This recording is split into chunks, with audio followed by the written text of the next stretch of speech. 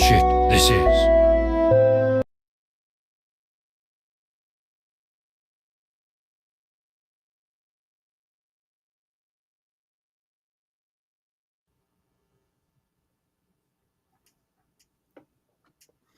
Well, well, well. What have we here?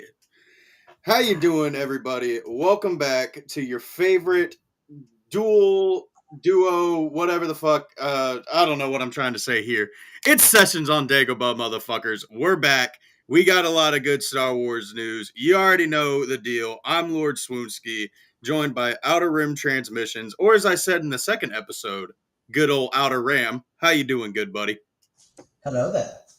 Oh, dude, we are doing good. We are back. I'm so excited. It's been around 4 weeks since the last episode. A lot's happened, and it's the perfect time of year. Halloween just happened. Time to get a little toasty and get a little smoky. That's what I'm excited about. And we got a lot of Star Wars stuff to talk about today. I'm so excited for this episode. How's everybody doing? For those of y'all in the chat. Oh, well, I think we got a third person here on my little add to screen things. You want to introduce who that might be? Yes, I do. So, everybody, this is my good boy, Anime Blinkers. We're going to have on real quick right here. He's one of my boys, actually a fellow nerd venger from Josh of the Den of Nerds. So, this is my boy, Anime Blinkers. Where is he at? There we Yo, go. What up, what's dude? going on, everybody? How are we, man? I'm doing well, bro. I'm doing well. Thanks for having me on, boys. It's my name's Donnie. I'm from Anime Blinkers, and I I have a channel about anime, and I like to talk about anime. But Star Wars is my first love, so I appreciate you guys having me on. Of course, brother. Absolutely, dude. I mean, I'm so happy that you were able to get on here for this episode. I mean, I've been wanting to get you on for a few weeks since we started this. Because for all y'all who don't know, Donnie and I are friends behind the scenes, and I know he's a huge Star Wars fan, and we also both like to roll up a little bit and have a good time. So this is the perfect combination here. Yeah, it's a great combo, and there's a lot of good topics to talk about. I feel like there's a lot of good Star Wars news right now, a lot of good things to speculate about, theories, and there's obviously some bad speculation, but there's definitely a lot of substance to get into. Oh, for sure, for sure. All right, boys. Well, before we get into what's on the agenda today, real quick, what's been going on with both y'all's channels lately? It's been a little rough. Been busy as fuck lately. I'm still working on the. Well, I'm not. Well, I still need to film and edit, so I am still working on it. But I completed Clone Force 97's challenge of finding 10 things that I liked in The Rise of Skywalker. Impossible. Very, very difficult to do, actually. Believe it or not. And yeah, that'll be coming out soon, probably, if I ever feel like actually recording it. And then what about you, Donnie? Nice. So my channel's a little bit different. It's not particularly Star Wars orientated. I did do an Ahsoka like a prayer video, like a little edit with her doing Anakin's training and then Order 66. It's like 1 minute and 30 seconds. But Ooh. my channel, I can relate to nerd. I've been very busy as well. So I have a few videos that are recorded and are like kind of halfway, a quarter of the way edited. I'm finishing up this series. It's Solo Leveling. It's like a big popular new anime. I read the Oh, entire yeah. Yeah, I read the entire manga. It won Anime of the Year, so I know the story pretty well. Um, and I knew before it won Anime of the Year it was gonna win, so I decided to make my channel and just kind of go off that. And I do a segment that's like deleted panels and cut scenes that basically they removed from the original source content when making the anime. That's And sick. so I'm just finishing up 2 of those, and then from there my channel is just it's gonna go a bunch of different ways. I'm reading a few different mangas, so I'm gonna do chapter reviews for those. I'm gonna do a couple news videos. One thing like I want to do specifically, I took a bunch of notes. I watched the whole series. I don't see a lot of people talking about it, and it's really good. I don't know if you guys seen it, but it's the Star Wars Visions. It's Oh actually yeah. like it's actually like a pretty solid anime series. Like most of them are one-off. Some of them have got sequels, but Yes. or follow-up episodes, I should say. The Ninth Jedi is getting its whole series. That's true. Yeah. So, but yeah, that I'm gonna talk about that on the channel, and I just have a whole bunch of anime stuff I'm planning on talking about in the coming years. Anime is doing really well, and like Star Wars is my first love, but it's tough, man. I think we all know how it is, you know. So, but I hope we can turn the corner, as they say. Is that the you Yeah. know what No. the fuck I'm Yeah. saying? Let's You know what round I'm the saying? corner here. Turn Yeah. the tide. Well, dude, I love that, man. That's all good stuff. And yeah, I'm so happy to see that. I remember when you were talking to me about starting your channel, and it's been so cool to be watching that. So solo leveling, dude, that sounds pretty sick. Yeah, I'm finishing up that series and moving on to other things, and I'll do more when the next season comes out for Soul Leveling. That was just when I started; it was very popular, so it was smart to make content revolving around it. But I've been watching your channel, bro. It's been growing like very nice. You've been very consistent with putting out content, which is something as like trying to be an aspiring YouTuber that you definitely have to stay focused with or stay consistent with, you know. Yo, dude, I appreciate it. So props to you. I wish I was more consistent. I mean, some of my videos are like 4 weeks apart, right? So it's like, oh god Mm, damn, man. And just like both y'all, it's life's been so busy, especially with like my main job and then trying to of put out course. content. And I've made some changes to how I make the content. Like lately, I've been using a lot more of my own voice, which has made things easier.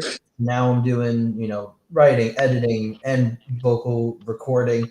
But I got my part 2 video for the most recent Ahsoka leaks. It's all written. It's like partially recorded, and then I'll get the editing done. So I'm trying to get that out this week ASAP. Then I got about like 2 lore videos that I'm working on that I want. They're gonna be like those short lore videos, as well as I'm gonna do some major deep dives on, and we're gonna talk about it today, but major deep dives on the Mortis gods, that arc itself, more theories I have, and how it's going to connect to Ahsoka. Good shit. Good shit. Nice. Yeah, you got a lot. You got a lot there that you got planned out and working on, bro. That's what I was saying. Like there's a lot of good Star Wars or potentially good Star Wars content being produced right now.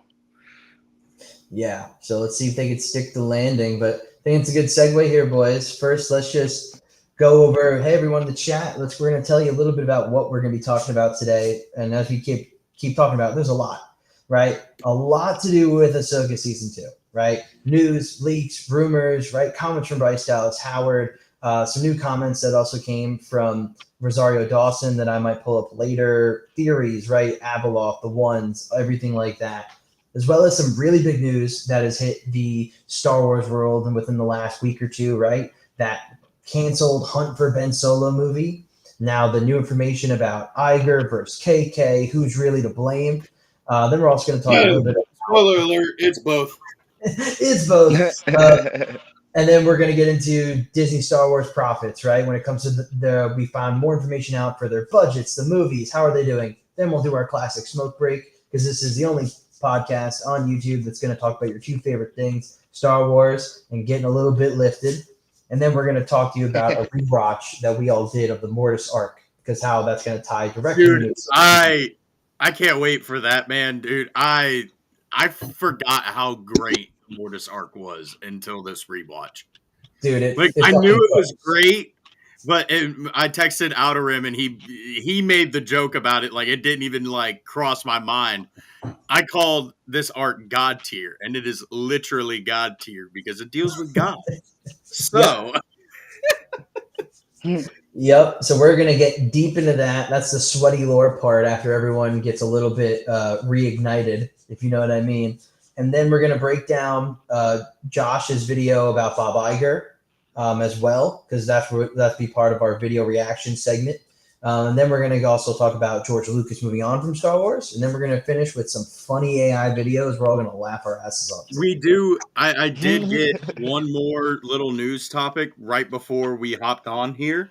Okay. It does involve Mark Hamill and Starfighter. So Oh, okay. So yes, when it comes time, share that because I want there to be a little bit of surprise. That sounds pretty cool. I don't even know what you're talking about.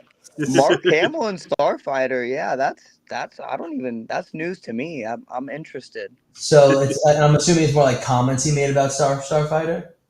a little bit, I guess you can say. Okay, okay. Well, Interesting. before we get into it, boys, I think we should be telling everybody how we're enjoying our session on Yoda's Hut. What do both y'all got? Like always, I don't know the strain names of my shit. I just go to my dude and tell him, give me some indica. But we smoking on the good old Dabarooskis, good old wax, good old Benjamin sometimes. Nice, I like it. A little Nice. Obi-Wan Kenobi. That's right. That's right. Very nice. Very nice. Yeah. What about So you, Don? they don't. I named my channel Anime Blinkers for a reason. So I'm a big blinker guy.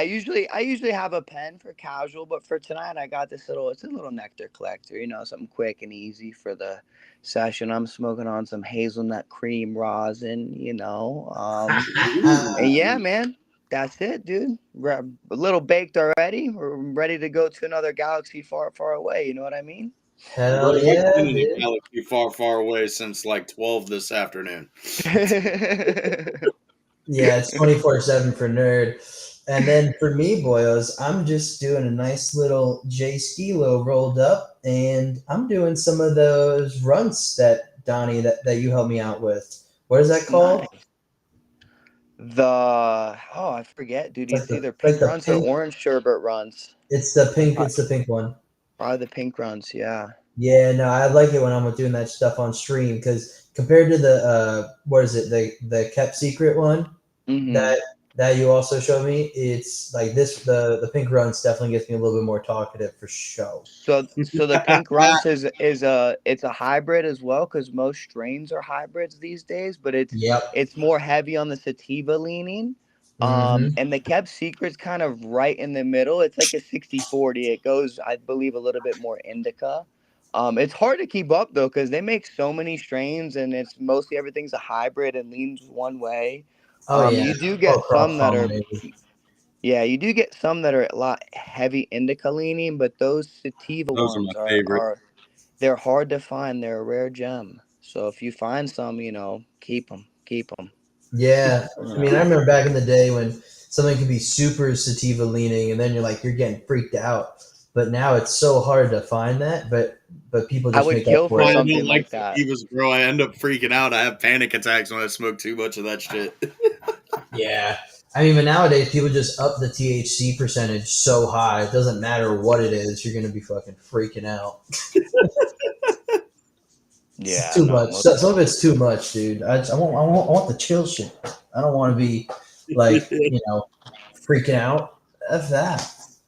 What's everyone in the chat got? Anyone here in the chat? You guys drinking something, rolling up something, sparking? What do you guys got for anyone who's here?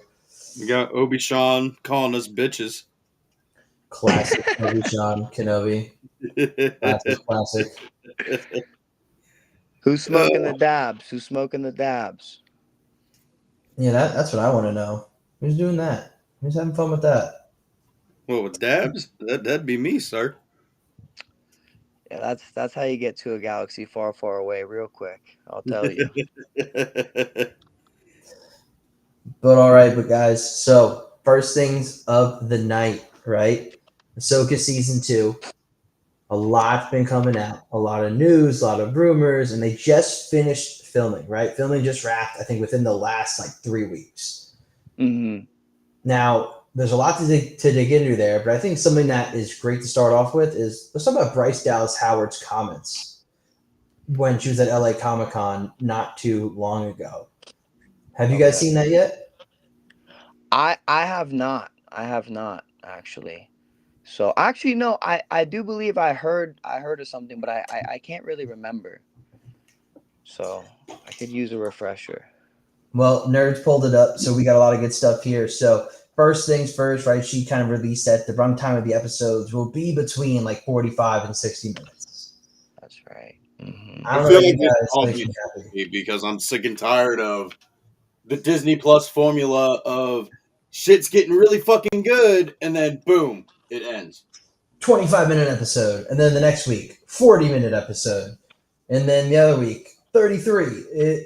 I hate the Disney Plus formula. I hate the way they do TV. I hate the whole new streaming wave. I hate 8-episode seasons. I want 10, 12, or more. I want them all to be 45 minutes to an hour if we're going to do that short.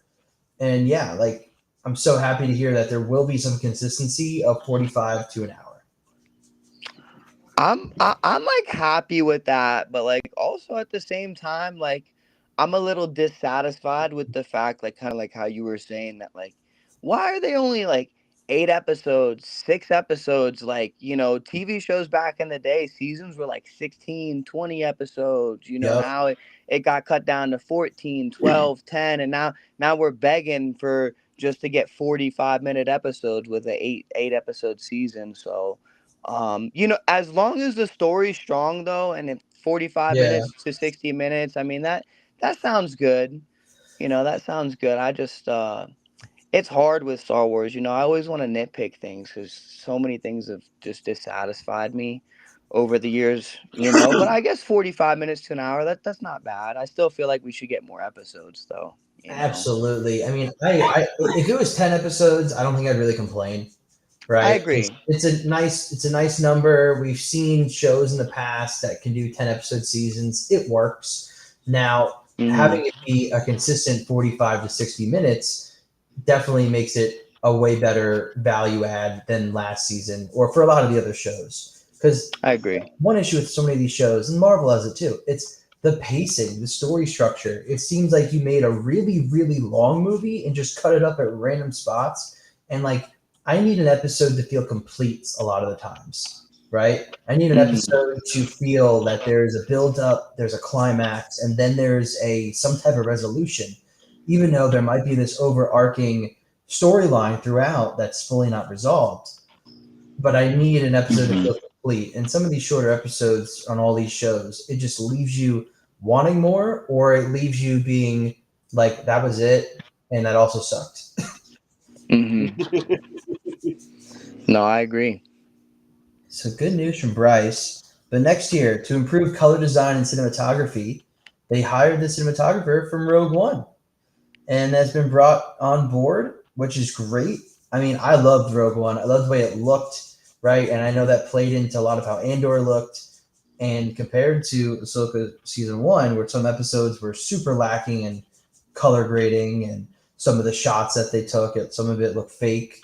This is a very nice news update. What do you guys think?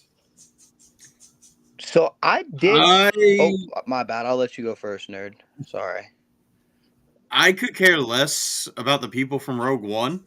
I mean, I'm not the biggest fan of that movie to begin with. It's got the same plot as A Blasphemy. New Hope. So, um, I guess it's cool that they're going to be working on how it looks. Again, I could care less about that. I thought season one looked good as it was. They just needed to improve on the saber choreography and fuck off with Sabine being force sensitive. Yo, we'll get into that. I totally agree with you on the Sabine thing. But I will say this: has anyone here seen Kai Patterson's cut of the Ahsoka show?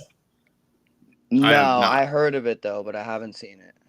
One, it's fantastic. The what he cuts out and what he keeps, and everything, it makes the story way better. It cuts out like so much of that Sabine stuff.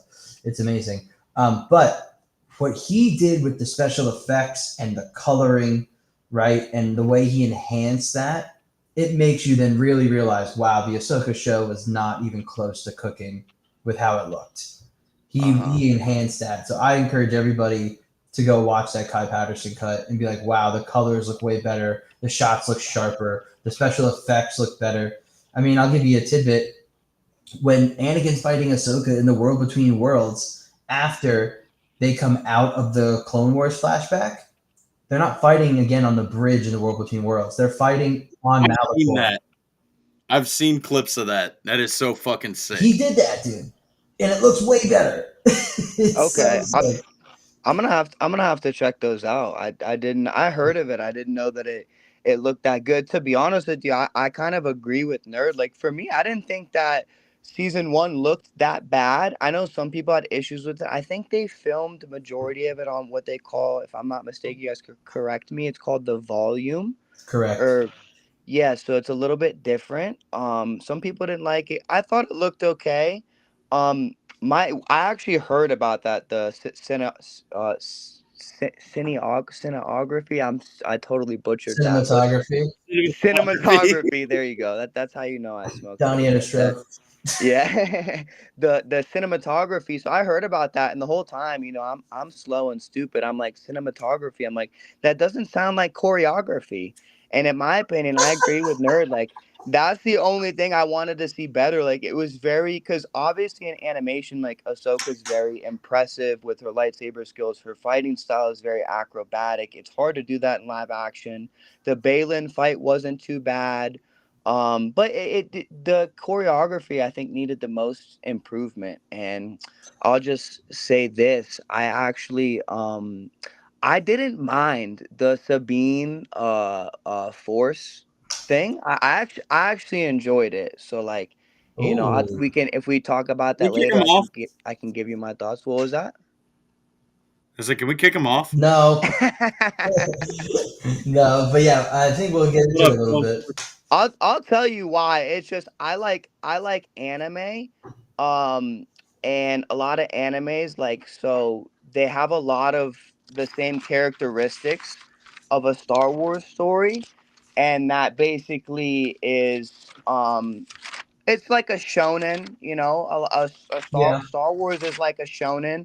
So it's like correct. a Yeah. good versus evil, a coming of age story, the hero's journey, the call to adventure, the underdog tale. It's very high fantasy, and in a lot of animes you see the main character like have to struggle, progress, and get better. And George Lucas did say that anybody can use the Force, so I don't know the exact quote, but it's somewhere along the lines is they have to train to use it, or somewhere along those lines. So like, I didn't mind it as much. It felt like she like worked for it. Not every moment in Ahsoka like hit for me, but overall, as a whole, I enjoyed it. You know what I'm saying? That's how I feel. I So got you. I got crucify me if you want, but I think it was Well, okay. Clone Force is crucifying you for just liking anime in general. Hey, Yeah. some people will. Some people will. It's Yeah. actually, anime is good though. You can see it taking off a little bit. That's why it Anime started is taking off. so good, dude. I mean, two anime movies one of them already just beat out Superman and almost so many of the Hollywood movies this year, besides fucking Hmm. Minecraft. But And so when that movie opens in China, the Demon Slayer Infinity Castle movie, oh, it's gonna go it nuts. it's probably gonna break 1 billion. I don't I know it'll break 800 to 900, but it's probably on its way to break 1 billion. So It we'll should. That see movie though. was so good. Oh, it was phenomenal. The Chainsaw Man movie was really good too. I don't know if like, because you guys do more Star Wars related content. I just don't see people talking as much about Star Wars Visions, which Clone Force, I just seen that. I just don't like anime. That's cool though. Clone Force, did you like? I was just about to ask them. Did you like Star Wars Visions? Did you see it at all? Like, I don't see many people talking about it. I It's like not. it. I've got a very funny story about Visions, and I Mhm. made a clip about it. My buddies, Clone Force, Kyber Forge, Wrath of Mandalore, and a bunch of us were doing a live stream all night during Star Wars Celebration Japan. Oh, cool. Well, we covered the Vision panel. Every single announcement that these people announced, there was crowd cheering and all that shit. Mhm. They go, who's ready for Star Wars Visions Volume 3? It was silent. Nobody fucking nobody. Not a fucking sound, bro. Yeah, it And was hilarious this watching isn't like that a panel that you could just go to. You Bro. in actually Japan, signed up bro. to go to these fucking. Yeah, I understand. People say that it's Japan and it's a cultural thing that they weren't cheering because it's Oh, I wasn't saying that. I was like, damn, even in Japan, they're not like getting hyped for it. yeah, no, but people have tried to hit me with well, traditionally they're not very loud people. Okay, but during Ahsoka, everybody was fucking cheering when they announced that shit. That's so interesting because like obviously like I think it's kind of like kind of more well known that anime is like seemingly to like be picking up here in the States Oh as far as yeah, in popularity. And it's so interesting because Star Wars is actually, it's a huge IP. It's my first love. And I love anime and I've watched all three seasons. They've made three seasons. They're all really good. They're very cool short stories, like Star Wars tales with like an anime style take. You could see some of the Japanese. season 2 was a kind of a little downgrade, but season 1 was sick. I just started season 3 today. Okay, so you have it. You've seen it and stuff. Yeah, yeah, I'm a It fan It's of it. almost it's done. just This interesting season to see one. that that all these anime fans aren't, because anime is so big. Like there's not all these anime fans running to Star Wars to watch it, and then all the Star Wars fans aren't really too keen on it either, from what it seems like to me. But then they've made three seasons, and I really like it. They're all good, so I just don't know where Yeah. people stand Well, on it. I think there's a reason why they went back to only the Japanese studios for season 3. Because season Yeah, 2 was international, and then they're like, "Hey, we're just going back to the Japanese studios for season 3." I think based on kind of what you're thinking and what I'm gathering from that information, also is there is more of a draw to the anime side of things. Also, the anime world is something that's growing so much in the Western world over here, the Western Hemisphere. And oh my god, it is for me as a huge Star Wars fan, first love, versus an anime fan for the last handful of years at this point. I hmm mean, yeah, you said it's like shonen esque, right? It's a great combo. If you like Star Wars storytelling, if you like Star Wars themes and mythology and love and sacrifice and family, you will like so many animes out there, and they're done so well. And unlike Star Wars, which takes forever to make, and you might be disappointed, anime comes out so quickly as well. And if for you the want most more, part. you read the manga. Well, yeah, I mean, if I'm talking Hunter x Hunter, it might never ever come out. You Yeah, know, that's like the example of like the slowest going. he's writing the manga again, dude. Yeah, that poor guy. We don't know if he's gonna finish it. He has a plan. He has a plan for the story to finish if he dies. He's come out and said that publicly. So it's like, Yeah, and he's posting about it. But enough about yeah. anime. Enough about anime. Let's keep So going here, boys. Well, I didn't answer Donnie's question What? about where I stand on Visions. Oh yeah. In the Sorry. process of watching season one. I'm on episode 8 now. mhm, And I've noticed that they have a very particular formula of following up really good episodes with really fucking stupid or really fucking boring episodes. Like, what the mhm. fuck was that droid Pinocchio episode? Get the fuck out of here. Nobody Yeah, needed some that shit. Nobody so, wanted that. Why did you make it? Fuck off.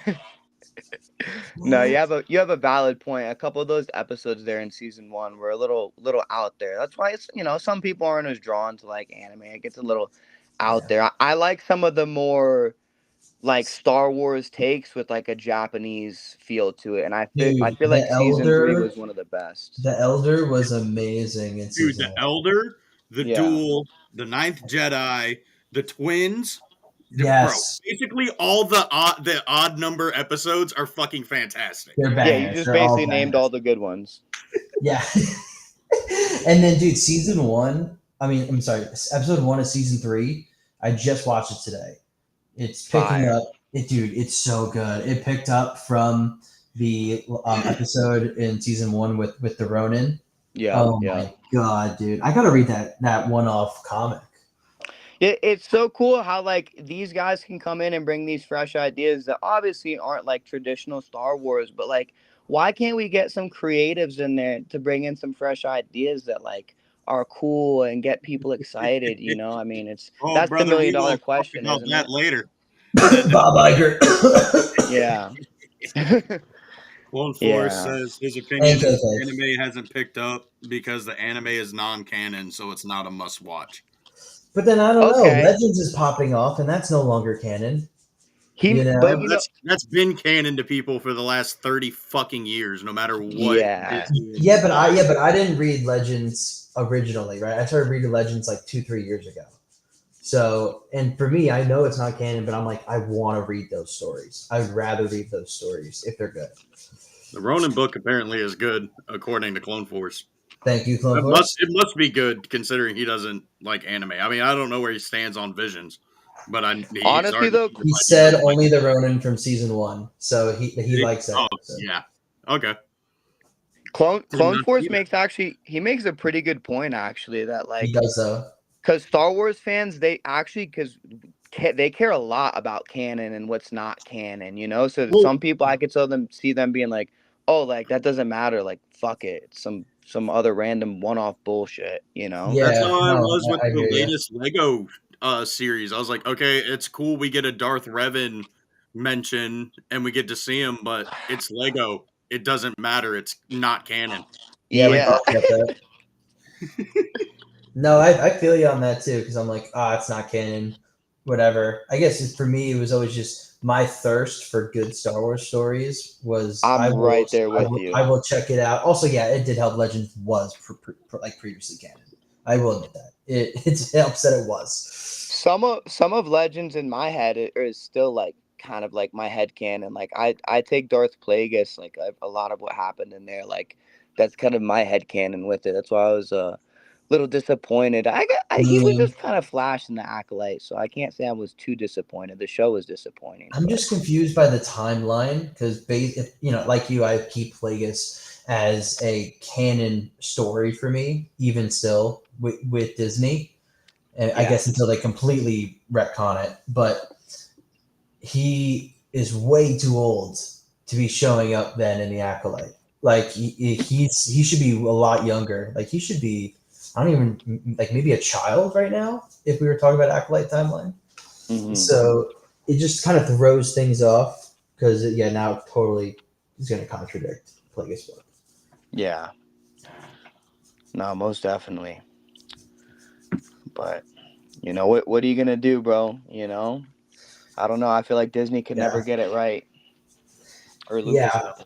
And God, we're like not at that topic yet, but there's so much like why it's not just working, you know, and I can't. Yeah. Oh my God, we're gonna get to it. Okay, let's keep going on this. Yeah, back to Ahsoka. Okay, so post-production has started and will last 1 year. So I can confirm that post-production has started because my buddy Bryant, good old buddy Bryant, the one that has told us multiple times that as long as Disney does not interfere with this season, it will be some of the best Star Wars we have gotten since probably Revenge of the Sith. He is literally crazy to say, but I can't wait. Watching them bring it to life right now, bro. He's tingling me, bro. I mean, that's what I want. That's what I want to see, man. That's what I want to see. But it's and I think Ahsoka has that potential. That's why it's kind of a little make or break for me. I do have high expectations for it, so that's why I'm going off now on like. He won't ever go into details or anything because obviously he wants to keep his job, but he is allowed to tell us like, "Hey, this project is going to be good or this project is going to be bad." Yeah, that's so cool. I mean, that's why I'm like, yo, I'm doing Mortis God breakdown video, Mortis Arc breakdown. Let's do more lore around that. My own thoughts, Ahsoka news leaks. Like, I want to talk about it.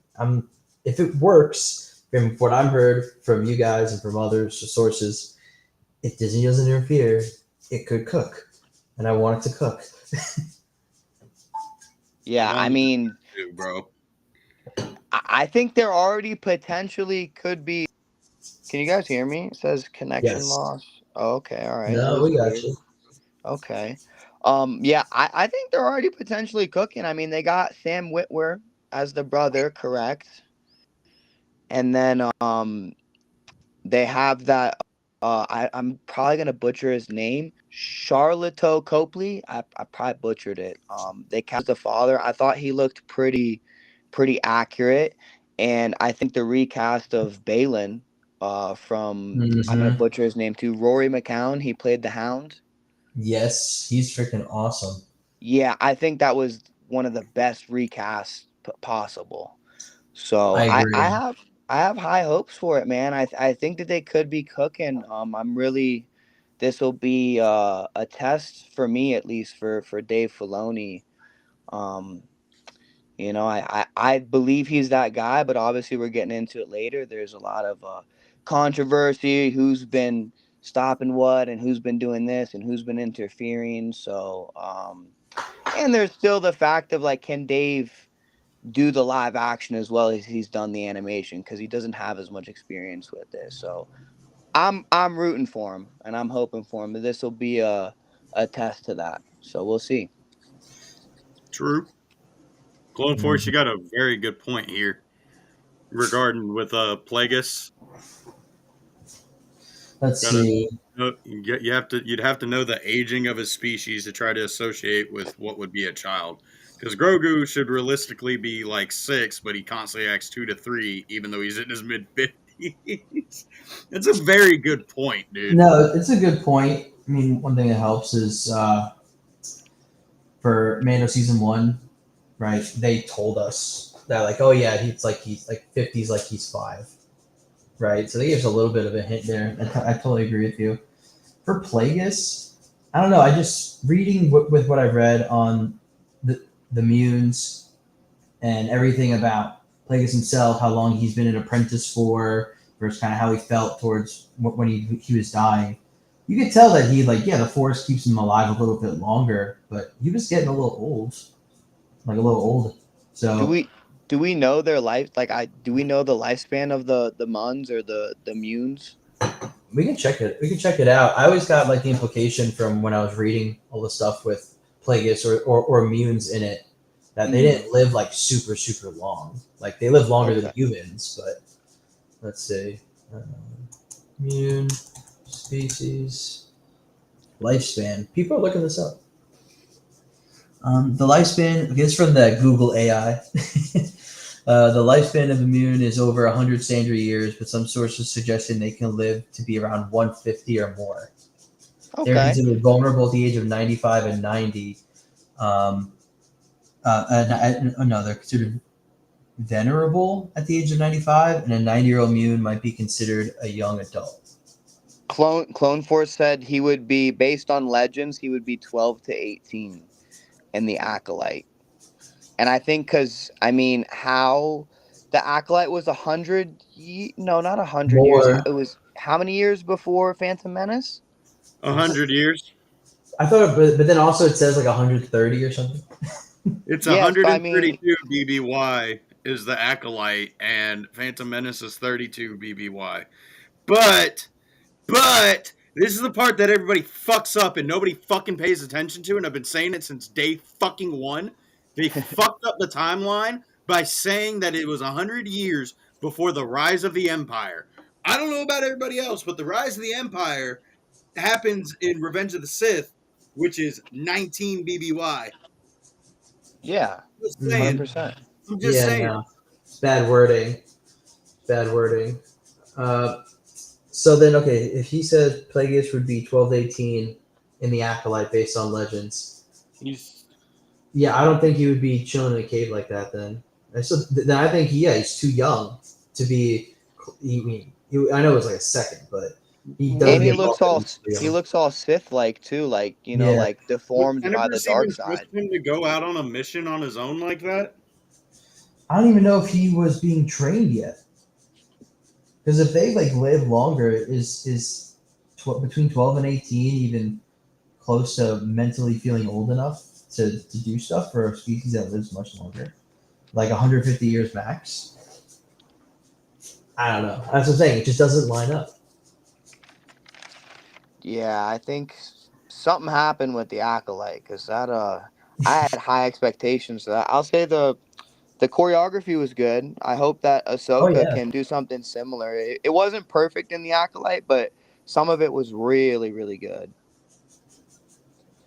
Some of it was really good. I mean, that's Chimere. Yeah, I was just about to say the same thing. The fight with Chimere was really good. The fight with the Wookiee I forget his name, but that was kind of meh. Wasn't terrible, but it was meh. You know. Yeah, Yeah. Clone So Force is trying to get people to adopt this new way that he wants the timeline to be before the birth of Anakin and after the birth of Anakin, which makes perfect sense considering he's supposed to be this miraculous space Jesus. Why the fuck would the timeline not revolve around his birth? Why that does it is very that revolve true. is around sick. some random That's battle of valid. Yavin? Nobody gives That's a a fuck valid about point. Yavin Yeah, why do you think they picked Yavin to be because that's the when the focal first point? movie took place. Yep, that's basically it. Yep. But in the universe, in the lore, is there a reason? Not that I know of. Yeah, I'm not sure. I might have to Google this again. God, this joint looks good. Now I'm like What curious. I have to go down this rabbit hole.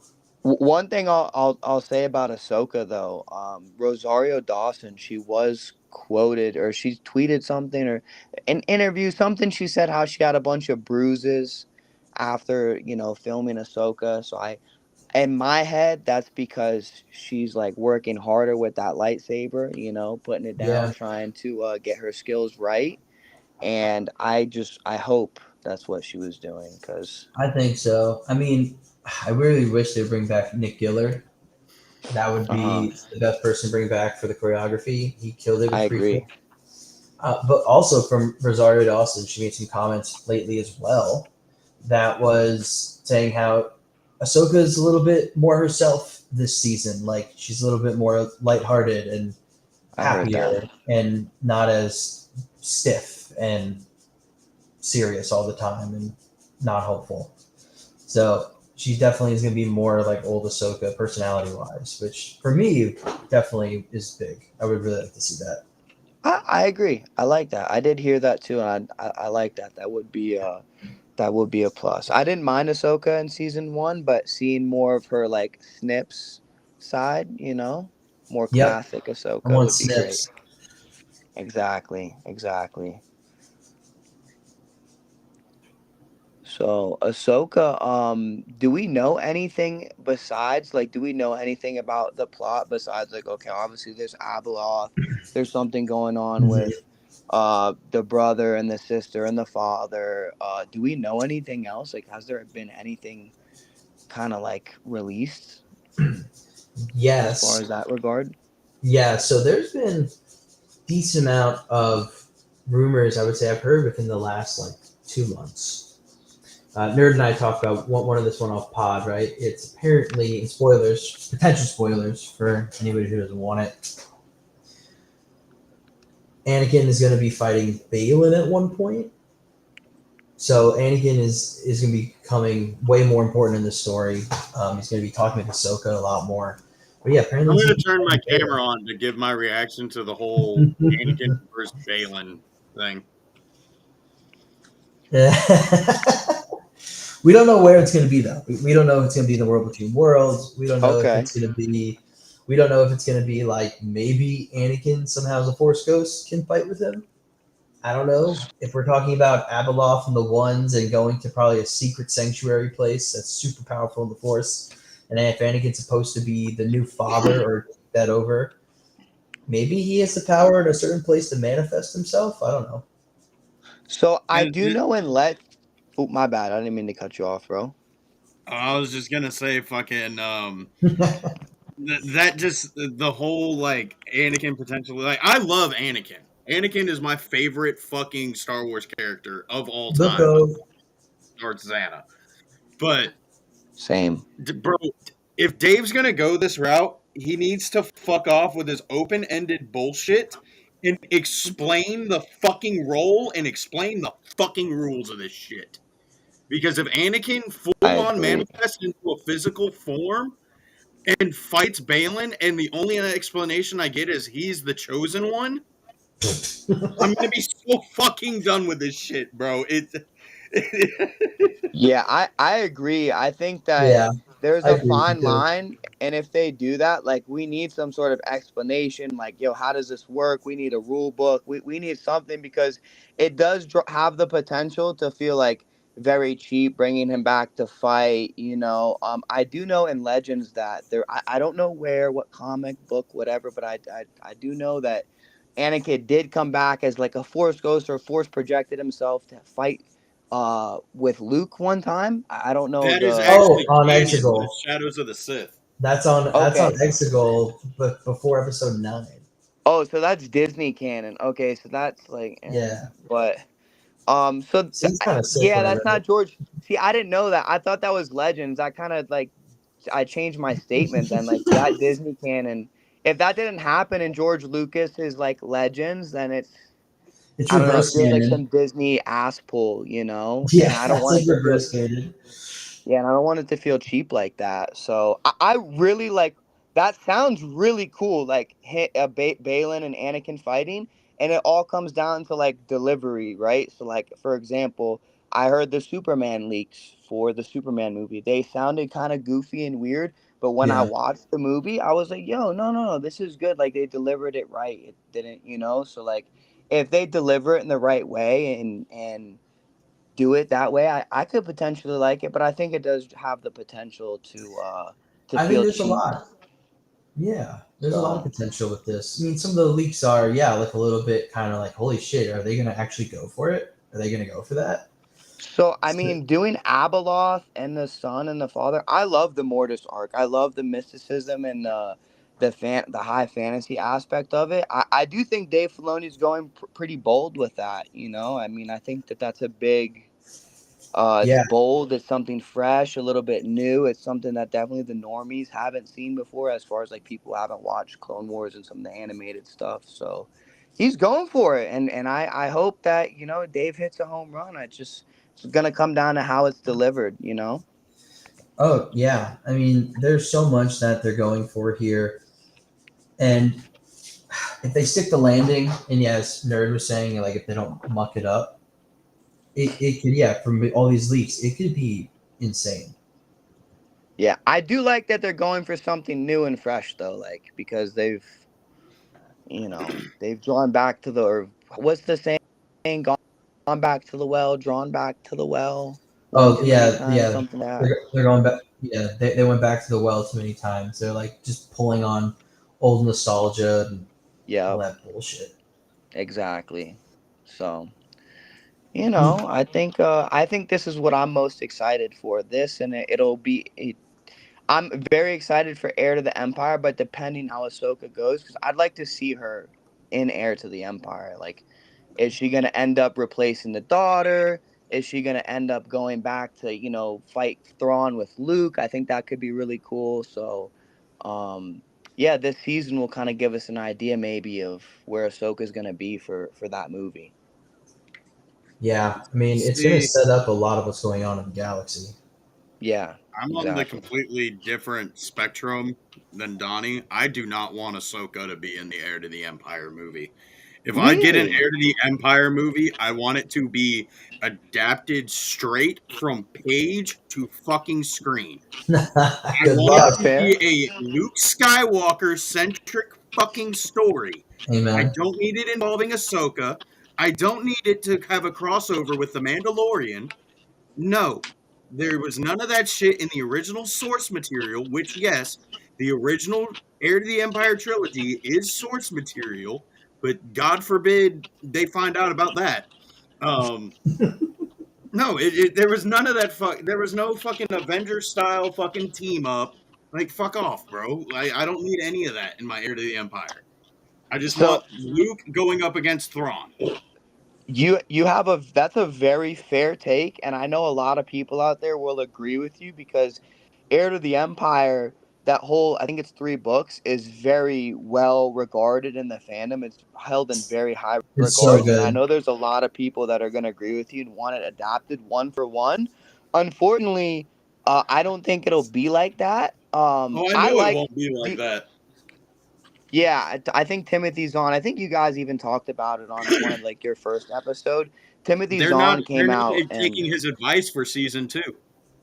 yeah, I actually got a chance when he signed my book. After hearing that, I asked him again. I was like, "Hey, so have they called you or like, asked for your opinion? I know it's like their property, but have they asked?"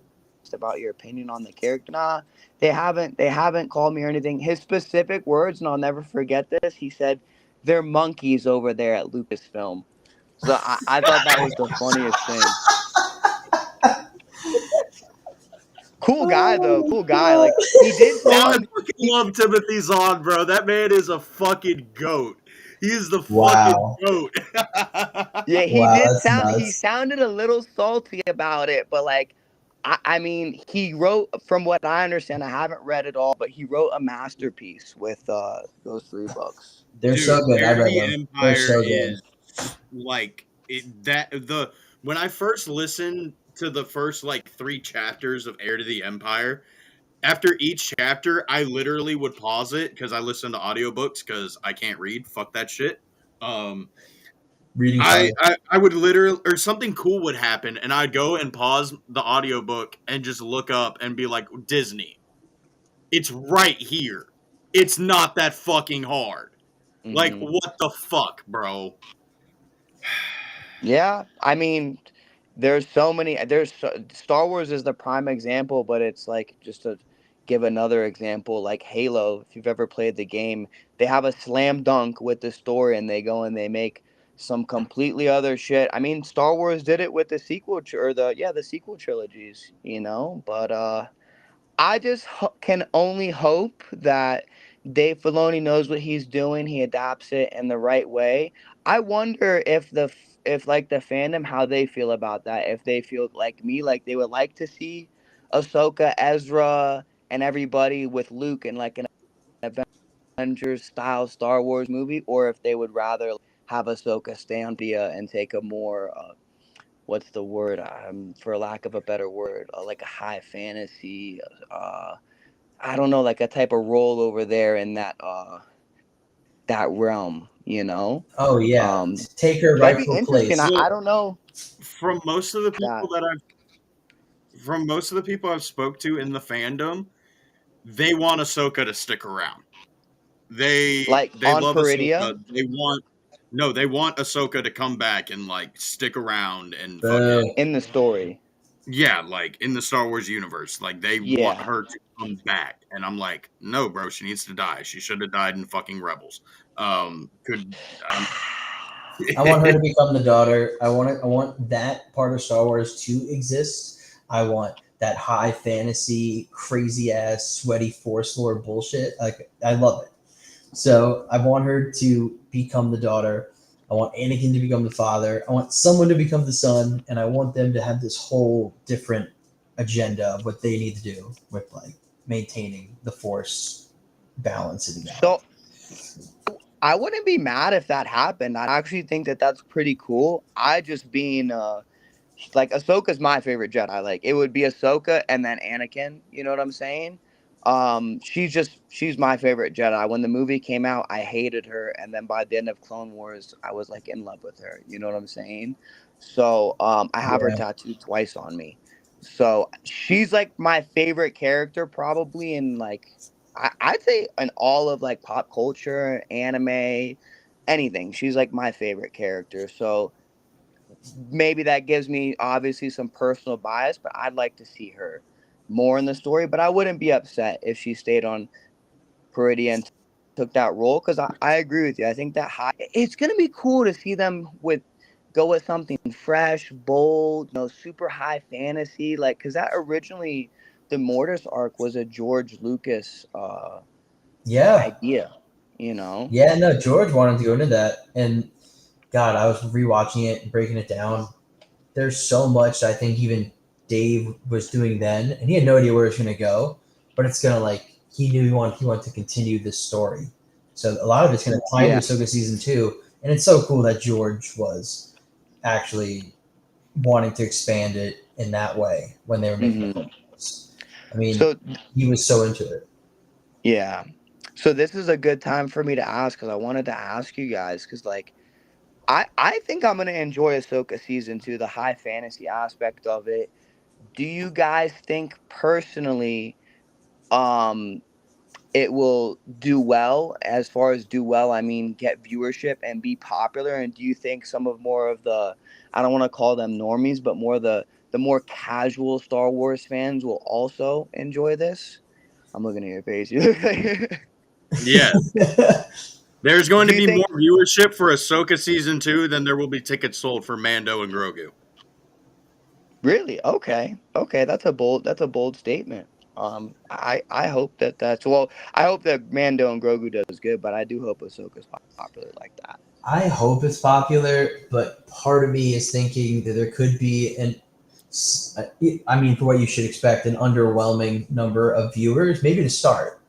But I would love to see how the word of mouth would grow and how many more people would then go watch it after. Yeah. See So, but that I don't know about that's casual audience people though. I think it would be people who are giving Star Wars a chance again, who are fans, or some casual viewers that have friends in the fandom. so that's an interesting point because like in my personal opinion, like Star Wars, we really need we really need a win. And a lot of the shows like haven't done as well, and like I don't know the exact viewership, but I heard even Andor season 2 excuse me, didn't do as well viewership wise as like Disney and Lucasfilm wanted. So like I just don't know, because like you see kind of like a superhero Marvel fatigue with DC and Marvel, like so like I wonder like is just putting out another Star Wars show, is it just gonna kind of get brushed under the rug? Are people gonna really check it out? And even if it is good, like word of mouth, like with Andor, will it be able to get viewership and oh excuse me, become something that's beloved by the fans and potentially maybe start the rejuvenation of Star Wars and give people some, for lack of a better word, and not to be punny, but kind of Star Wars, because I'd really like to see the brand take off, and I think that this high fan, like they're really going for it with Ahsoka. They're going for something bold, fresh, and new, and I think it could be great. But a part of me, like you, also feels like maybe it's not going to draw in as much people, and especially with the state of things right now, I don't even know if word Yeah. of mouth will help as much as you know it normally might. Excuse me, goodness gracious. That's a good point. No, it's a really good point. I mean, they really need a win, and it'd be great if it did well and they went in this direction. But then also, like there were supposed to be potentially Old Republic trilogy, which also would have kind of leaned into this fantasy aspect, almost like a Game of Thrones version of Star Wars, and they still turned it down. Why? Why? Because it was too dark and weird. Mm-hmm. Yeah, we can hear you. Oh, did you lose connection?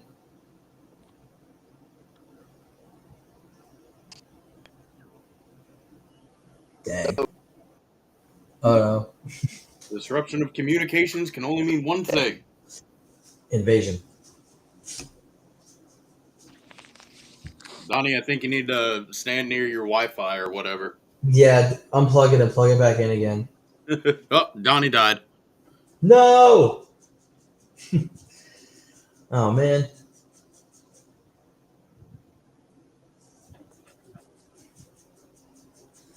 Okay, is he back? Yeah, can you guys hear me? Yeah. Okay, cool. I lost. I don't know what happened. I got kicked out. They didn't want to hear me talk. Excuse me. Okay, good. Happy your connection's back. Yeah. Cool. So I think you cut out there, Outer Rim. You were talking. Oh yeah. Gotcha. What was I? I mean, so Nerd was saying that they didn't want to do or they potentially didn't want to do the Old Republic movie trilogy. It's too dark and everything. Too Oh, dark and see, too weird. okay, I didn't hear you say that, bro. That's crazy because like, dude, it can go darker. It gives you a new order of Jedi. It gives you a whole order of Sith, and it's actually like No, it should be dark. Like the Sith and fuck that. Jedi like kill the fuck out of each other. No, I Donnie, know. fuck that. Listen, Yeah. It was too dark and weird, but Wrath of Mandalore pointed it out and said it best. We got the Bix Colleen situation in Andor too. That wasn't too dark and weird. Yeah, that's very true. That's very true. You know, That I was don't know. okay, but Jedi versus Sith is too dark and too weird. That's just, I mean, it just goes to show you that Disney is just a little. I mean, a little is a very vast understatement. They're very much out of touch with what the fans want. Because if you go back to the old Republic, it's fresh, it's new, people are gonna love it. It's still that same Star It's a Wars gold feel. mine. Yeah, dude, I agree. I'm like, I don't know why we don't go back. Instead, we're gonna make our own little version of it and call it the High Republic, and fucking they're gonna have gold robes and be all fucking fancy schmancy and cool and like it's just oh my gosh, bro. And I don't even know, like, number wise. I should have had some of these figures prepared for this, but I'm pretty sure that whole book series of the High Republic is just not doing that well. It's one of the more underperforming book series of Star Wars. There's a whole bunch of them, but I think as a whole they're not performing well, sale wise. No, I think you're right about the High Republic performance. I think I don't know if they're ending it, but they're going to not be having much more come out for a while, Yeah. right? Yeah, I don't know. But I agree. It's like they tried to do a whole new era. And then now for the movies, we don't know what era we're going into. I mean, we're going to go post The Rise of Skywalker. However, they're also, but I mean, I don't think it's going to happen, but the Dawn of the Jedi movie, that's now all the way in the past. God, Then all I have Big to say movie, about that is if it follows that fucking Legends book, I'm going to be pissed. And that will be the one exception that I do not want a Legends book adapted at all. Like, please, for the love of God, do not adapt Dawn of the Jedi. That is such a shit book. Adapt the comic books, if anything.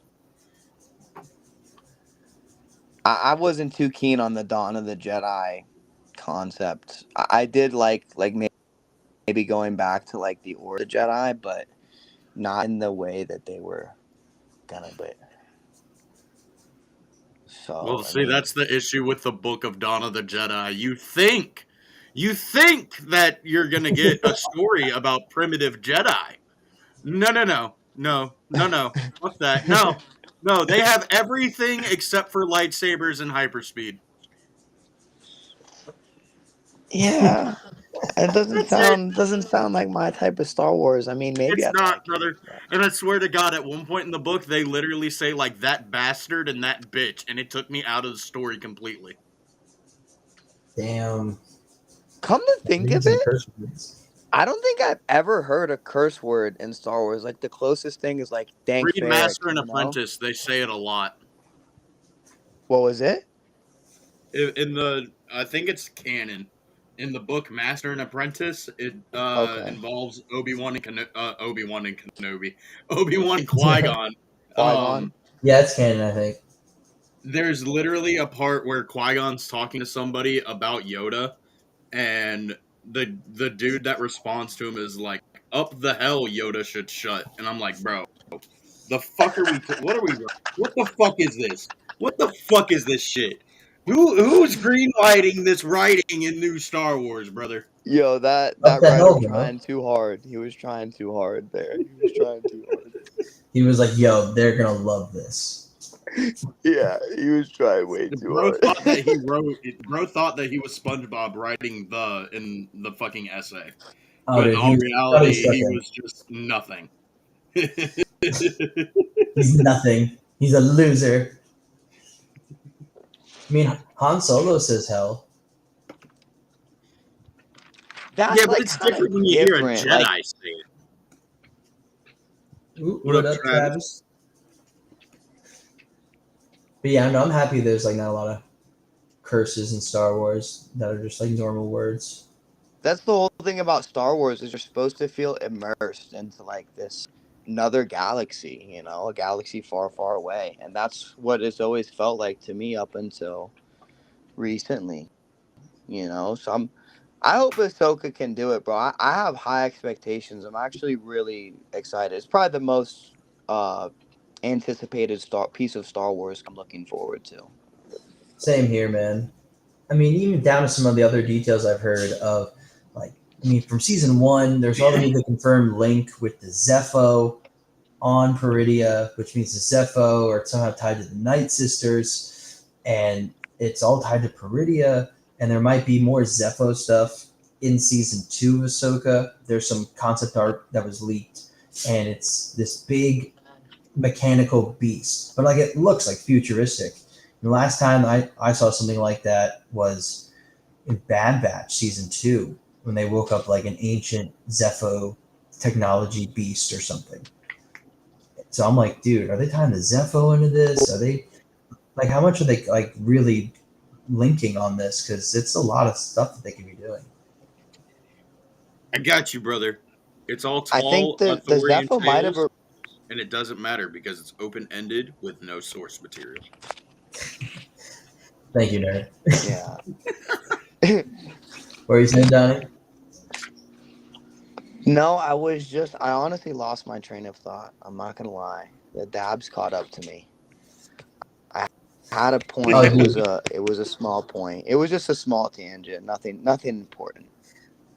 Dude, that's happened to me too. This is why this is the best podcast ever. Because Did in you like guys 5 minutes, it'll come back to him. Yeah, exactly. And then we'll be on like a whole nother topic. And I'm like, wait, guys, you remember? I remembered that from earlier. This is what this whole conversation has been. We've just been going on the tangents and somehow getting back to the schedule. Oh my god! Yeah, But I so mean, do there's you more know? stuff. Oh, I actually remember now because I think the Zepho. I'm not sure where. I know that they're mentioned a lot in the Star Wars games, the Jedi games. I don't know if they originated in the books I think they're or from Fallen Order. I think that's where they came from, okay. and It's that cool because shit is sick. yeah, Fallen Order did well. So like a lot of people actually really want to see Cal Kestis in live action, and he's a cool character. So it's cool to see some of the cool Star Wars stories getting implemented into other Star Wars stories. You know, Low key, I would see Cal Kestis appear in the Heir to the Empire movie. Don't that would be don't, sick. don't kill me, nerd. I would let Cal show up because Nerd, would you Cal's get on actually. board then for the Avengers team up if Cal Kestis was involved? Not really, brother. Not in an Heir to the Empire movie. No, I don't want anyone else. I just want Cal to like make an appearance. I don't care if like no one else from Like, Mando. honestly, Okay, brother, fair. they dropped the ball so hard on when to bring Cal Kestis in. They should have had him come in Kenobi right before Kenobi went to Fortress Inquisitorius, and they should have had Cal Kestis explain to him how to get into Fortress Inquisitorius. Because what do you do in Jedi Fallen Order? The exact same shit Kenobi does. So why the Yeah. fuck did y'all drop the ball so fucking hard? Like they were going for the 3-pointer shot at the last second of the fucking game, and instead hit fucking Grandma Karen fucking in the bleachers. That's what happened. And nerd, it actually is because they're both Jedi, and the Jedi all think the same. It's like a poetry rhymes. We don't have to tell you. It just you should just get that in subtext. It's poetry rhymes. No, but I agree. It's they should have been like, yo, like we have this way in provided by one of our like fellow Jedi that we have in the Resistance, or like I'm not gonna lie, bro. It feels like everything we're getting lately is kind of like the Mando movie. It feels like it's 4 years too late. A day late and a dollar short. That's what I say. Hell yeah. I mean, yeah, it is. It is short. I mean, not short. It is like 4 years too late. Like all this stuff is just too late. And based on some of the stuff we'll talk about with really when it talks about the Ben Solo movie canceling and everything we learned from that fiasco within the last 2 weeks. I mean, God, no wonder it takes so long to have all the projects take forever to come out. Their scenario between Lucasfilm and Disney is so not a great part. It's not a great partnership at all. No, it's not. No, Makes not. they can't green I light think. shit. What was that? They can't green light shit. No, there's so many issues. I'm so there's so many issues. I don't even know where to begin or how to even go about like saying, oh, they should fix it by doing this. They're so discombobulated back there. It's unbelievable. Yeah. But for Ahsoka, do you have anything else as far as like what we're to expect or Yeah, what a has little been bit. revealed in details? Because I'd like to Yeah, hear so it's been more. I've revealed. done. Oh, my bad. Oh yeah, no, no. What I was gonna say was, yeah, there's been more that's been revealed. There's been, I mean, I think it's Star Wars Celebration in Japan. Like Dave Filoni talked about, someone has been watching like Sabine's like her loft cat, which she's been living with over in where Ezra used to live in that tower in Lothal. Hmm. So I think like he was talking about, like, yeah, like someone's been watching the loft cat, and then they showed some promo art or behind the scenes pictures with like loft kitties. So I think we're going back to Lothal. So it's not like so it's kind of confirmed we're going back to Lothal, but I think we're going back. And then also I was thinking that if Ezra goes back to Lothal, I'm sure they'll do some scene over there. I wonder though if he's going to go and reopen the Jedi Temple on Lothal, the one that was in Rebels, the one that had Hmm. the picture of the ones on it, the Mortis gods, and that's how he entered the world between worlds. And I wonder if he's going to open up the world between worlds, and that's how they're going to get back and forth from Peridea.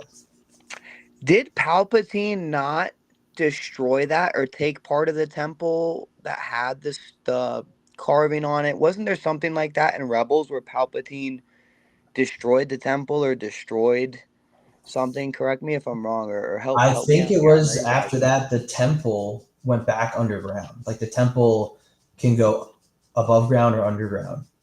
Something. Ah, I think okay, the temple after that just went back underground. I have to okay, rewatch that, but I think it hit itself again. So yeah, what if okay. Dave is like, yo, we're gonna have him reopen that shit, and that's how he's gonna get like Sabine back from Peridea. Obviously, like I don't know if this is confirmed or not, but I assume it is. We're seeing Zeb, right? Yes, I think. Well, No, we're it's not seeing him confirmed. in Mando and Grogu. We're not seeing him in Ahsoka. Oh yeah, That's lame because I saw him on the teaser trailer for Mando and Grogu, and like you would assume if like Ezra's back in the galaxy now that he would link up with it, with his buddy, and we would get Zeb. I guess they couldn't Well, afford him for you'd the think budget. that Zeb would have been a part with the Rebels crew when Thrawn was trying when they like before Thrawn came back at all. You think that he'd be helping them, but no, he's off helping Mando with some stupid shit. I don't fucking know. Yeah, Disney's just they're cheap, man. They didn't want to throw him in there, and I guess they don't want to put him in Ahsoka. I hope he would appear in this, but I know. I wish he would. But another, so something that was I think also confirmed recently as well was that there's going to be a battle between Thrawn and the New Republic, and at least I think a fleet that's being led by Admiral Akbar. And the sources okay. close to it were saying it's supposed to be similar to, or pretty much taking it from the Heir to the Empire trilogy. I think it's from Dark Horse Rises. Yeah, yeah. Very So cool. So like I think then for the lead up to Heir to the Empire maybe might be inevitable unless they can the idea. But I think that's kind of what the pieces are being laid for. Like what's going on in the regular galaxy is going to lead to an Heir to the Empire like scenario. Yeah. And I like that. I think that that's cool. I think that that's a good way to set up that movie, give it some hype. That's why I'm hoping Ahsoka does well so it can, potentially kind of roll over into excitement and help Heir to the Empire catch a win in theaters. I think Cause, so. I think cause I, it's got to be Dathomir, the Night Sisters. I think everyone's got to get involved and then have this hype that leads up to Heir to the Empire. I agree. And I think like as far as I think I asked you guys this earlier, I know I definitely asked Nerd. That's the movie I'm most excited for. I almost wish that we could see it now before Mandalorian and Grogu, but like I think Mando and Grogu might be a win in theaters, but is that the most like what Star Wars movie are you guys most excited right now? That's on the slate that's confirmed. Weirdly, Starfighter. Starfighter, okay. I don't know if I would say that I'm actually excited for any of them. You know Good point. what? Like, I'm excited that Star Wars is coming back to theaters. Don't get me wrong, but I didn't. I didn't ask for a potential Rey prequel. I didn't ask Yeah. for Mandalorian season 4 turned into a movie. Um, I don't care about the Clone Wars 2008 remake movie, which is what Mando and Grogu is going to be. Especially if you're Rod of the Hutt. You're in both of those TV movies. Mm-hmm. Little Um, chances. yeah, genuinely, I'm not excited for either one of them. See, you're more of like a tough Star Wars critic, and I used to be a lot more optimistic about it. But in just especially this last year or two, I've turned into more of like, like why are we getting this Mando and Grogu movie? Like it's clearly a money grab. You could have just you turned season 4 into a movie, and I'm like a little becoming a little bit more less forgiving. So like that's why I have high expectations for Ahsoka, and the Heir to the Empire is the only movie that kind of does it for me. Mando and Grogu, I feel like it's a money grab, but I can get on board with it being a movie. I hope it's a win for theaters, but I was extremely disappointed hearing that Star Wars Starfighter leads to Rey. I wish I Yeah. knew who made that call. I'd send him an email and I'd give him a piece of my mind. I'll tell you what, a strongly worded email. Let's So just it's see if very we That would. funny could. that Let's just see that if we could find the CEO of Disney's email on the internet. Let's see who it Yeah, is. right. very funny that we're talking about Starfighter now because I told y'all about a little bit of Star Wars news that I found involving Starfighter and Mark Hamill. We'll go ahead and Oh yeah. Ooh, do tell. we'll pull it up real quick. It says, You met. sorry, my computer's lagging on my end. Fucking come on, bitch. Fucking do it. Fuck. You mentioned this earlier. It got me super super Ooh. interested. Mark It piqued Hamill my is ready to curiosity. Mark Hamill is ready to pass the mantle of Star Wars to Ryan Gosling in Starfighter. Let me pull up the what he said. He said, I've been a fan of his. None of these people need advice from me. They're doing so well. I've had my time. I'm going to ask advice from them. So, Okay. I mean, he's willing. He's ready. I mean, that's what the sequel was supposed to be, was him passing the mantle to Rey and the other characters. They Mm-hmm. just did not do it very good at all, like whatsoever. No. No, no, no, no, no, no, no, no, no, no. I feel like somebody had a gun to Mark Hamill's head when he made that statement. Well, I he's feel like made so. so many different statements about wanting to leave Star Wars and being done with Star Wars. It's like He's all over the fucking I place. He's take everything he says with a fucking grain of salt. 100%. He's definitely dissatisfied with the way Luke Skywalker turned out in the trilogy. But he's what I would call a company guy, like a company man. Like he's not really gonna go out there and trash talk Disney or He did for a little bit. writers and producers. Yeah, a little bit, but I mean, They reeled his ass back in. yeah, I think he made that statement.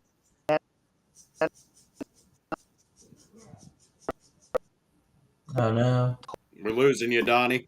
No, Johnny, where are you? Robert. Oh, can you hear me?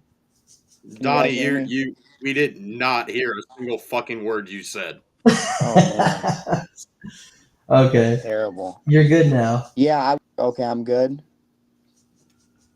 Cool. So yeah, I was just saying that uh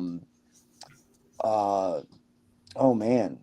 Oh, yeah, I was just saying that Mark Hamill, I feel like that statement, in my own personal opinion, that he made that statement to kind of help out Star Wars Starfighter. Be like, oh look, like Mark Hamill, like he's passing the torch. He thinks it's gonna be good. Like it's like I feel like a promotional tool, kind Mhm. of like with Robert Downey Jr. Getting on the FaceTime with I don't know her name. I didn't watch the series. It's called Ironheart. It's the girl. I don't know if her name Oh, is the characters. Riri Williams. Yeah, that's Yeah, the you know what I'm character. talking about. Yeah, so like Robert Downey Jr. hopped on a FaceTime with her and was like, "Yeah, like I'm passing the suit to you," and like whatever he said, I don't quote me on it, but he said basically he's passing the mantle to her, and he approves of this series and whatnot, and everybody should go watch it, and it kind of gives me that type of vibe, and that's just my own personal opinion, and that maybe that's me having PTSD from Disney and all the statements they've made and lied to us and you know bamboozled us over the years. So, I completely but I agree. hope it's good. I just don't like that it leads to Ray, and I'm that's so cool I'm that so for Mark upset. Hamill to come out and say that. But we'll see. Is there anything else that Mark Hamill said? No, not really. Just that he's ready to pass the torch on to Ryan Gosling, take over as the face of Star Wars, I guess. But if he's not a Jedi, I don't want it. I'm sorry. I'm going to be that Star Wars fan. I agree. I'm right there with you. Like, I mean, I love Han Solo, but I still wouldn't want Han Solo to be the face of my franchise, like the number one face. So Yeah. I don't want something like that for post the Rise of Skywalker era, mind you. I do not want that for that at all. That's a thumbs down from me, dog. I mean, I like Ryan Gosling. I'm excited to see what his role is in the movie, but him being the face with what we've heard about whose character could be in his role and also where it leads to, no. Are you guys gonna go watch it in theaters? Yes. Most likely, yeah. Okay. As for Mando and Grogu, I'm on the fence on if I'm gonna go see it in theaters or if I'm gonna wait for it at Disney Plus. Okay. I want to go see Mando Grogu in theaters because I want to see like how filled the theaters are. Also, I'm just like so curious because yeah, I mean, Donnie, you've been watching some of Josh's videos. You know, it's Of course. his source is like Mando Grogu is going to be a dumpster fire of corporate slop. Yeah. I hope not. There's all these rumors that we're gonna get into of like the who's meddling with what, but Mandalorian was great, man. I mean, the first two seasons, even season three, it veered off the path, but it wasn't terrible. In my personal humble opinion, like a lot of people didn't really hated it, but I thought it was just okay. But Mandalorian is really good. Grogu and Mando are very well liked characters, so I would Mhm. hope that they could at least pull together some sort of story that's just enjoyable. You know what? For sure. What I had this written down in my notes because I wanted to ask you guys what's your predictions for the box office, like because the movie I like theaters are kind this. of weird right now. Movie theaters are kind of weird right now. I mean, Star Wars superhero-ish genre is kind of weird right now. Exactly. Um, I mean, where Star Wars is obviously weird right now. I'm a little bit downer on it. I think like 500, no more than 600 million. I think like $500 million. That's fair. What about you, nerd? It's been fluctuating with me. Um, Mm-hmm. Initially, I'm closer to the billion mark because we all know that they're gonna market Grogu like a motherfucker in the trailers to drive the normies and the oh my god, it's Baby Yoda, those type of fuckers. And those Yep. people are going to go see that movie God knows how many fucking times. Can you talk You into make a the God good knows point. how many screen? fucking times they're going to see it. Um, so between like the little kids, the normies, and the fucking people that are like keep Grogu a fucking little kid, even though he's fucking a 50-year-old man. I don't know. I want to go lower, but I don't see it hitting lower than like 700,000. 700 Yeah. million. Okay. Yeah, 700 million, whatever. So you guys are on two kind of different ends. Outer Rim, you're going kind of lower. Nerd, you're going kind of higher. I'm kind of like right in between you guys. I think like if I had to really say like really just another Star Wars YouTuber, Star Wars Meg, she said it and it was like kind of my so I can't say like it was Yeah. my thought, but she said it first, right? So Mhm. 500 to 700. I think that's right around ballpark, like what it'll do, and it could do more. I think it's gonna be because it's the first Star Wars movie in years. Everybody loves Mando. Everybody loves Grogu for sure. I think that there will be a lot of normies that come. So I think that there is the potential for it to get close to 1 billion, but there's also it just scares me because there's this obviously Star Wars fandom is in shambles. The fans are divided, but the state of movies is just in a Yeah. uh weird spot right now. Like a lot of people didn't show up for Superman and Fantastic Four, and I think you guys, I mean, Well, I enjoyed both of those movies. They were Same great. a here. lot of people have the same mindset as I do. Like, if it's a movie that I really want to see, I'm gonna go see it in theaters. Yeah. But like most of the time, I'll look at reviews and I'm like, okay, I'm not gonna go waste my time because for me it's like a 40-minute drive to the nearest theater. So I'm not gonna waste Mm. 40 minutes driving to a movie, spend $11 on my ticket, $45 on my popcorn and my snacks because I'm fucking high as shit and I'm not gonna watch a movie without my fucking snacks. So Just for the movie to suck ass, you know? Mhm. Like, fuck all that. I think there's a lot of people out there that would agree with you in the same boat as you. absolutely. I mean, I think it was one of Why am I gonna Josh's streams go pay money to watch them just put out a for X, sequel to a movie or remake a movie? or Like, just there's make me no mad about some original bullshit. movie. Yeah. Yeah. I mean, I think Josh was talking about it on a stream a few months ago, looking at just overall movie box office data. And it was like since 2020, it's like half of the audience goes to movies. Yeah. Like the whole And industry is just down. I think that's I a will lot. say, my bad, Oh, Donnie. you. Go ahead. Oh no. Oh, my bad, bro. Yes, I just think that that a lot of that is like lackluster films and TV shows, and then I think part of it is a lot of it comes to streaming. So people are like, "Oh, I'll just wait for streaming," you know. So it's weird. Me personally, there's nothing better than a cinematic experience watching anything on IMAX, 3D, even just normal screen in the movie theaters with like For candy and sure. popcorn. Like, I love that there's shit. just something so cool about that. I know you guys saw Revenge of the Sith in theaters, Hell and yeah. that was one of the coolest experiences like Dude, I ever. brought my girlfriend. That was so Oh, fun. It was insane. we got a little special guest. Hey there, Oh, boys and Oh, girls! Grab the Mandalore. Wrath of Mandalore's the here. Wrath of Time to Mandalore. put your weapons away. No grass for me. No grass. Only barley wine. 12% alcohol. It's not for the weak. I'm big. I'm strong. What's up, dude? How are you? Oh, I'm alive. Oh boy. Every day I wake up.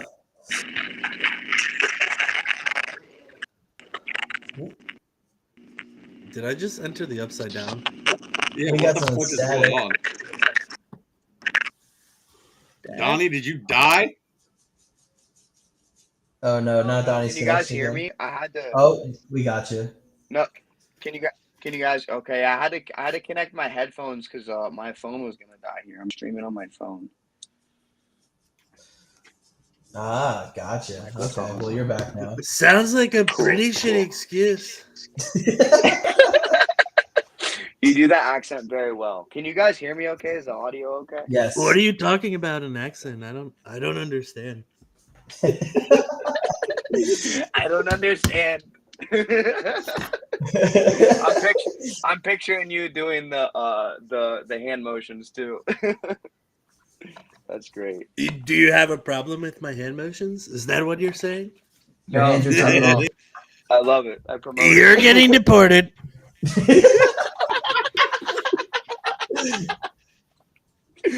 Oh, that's good, dude.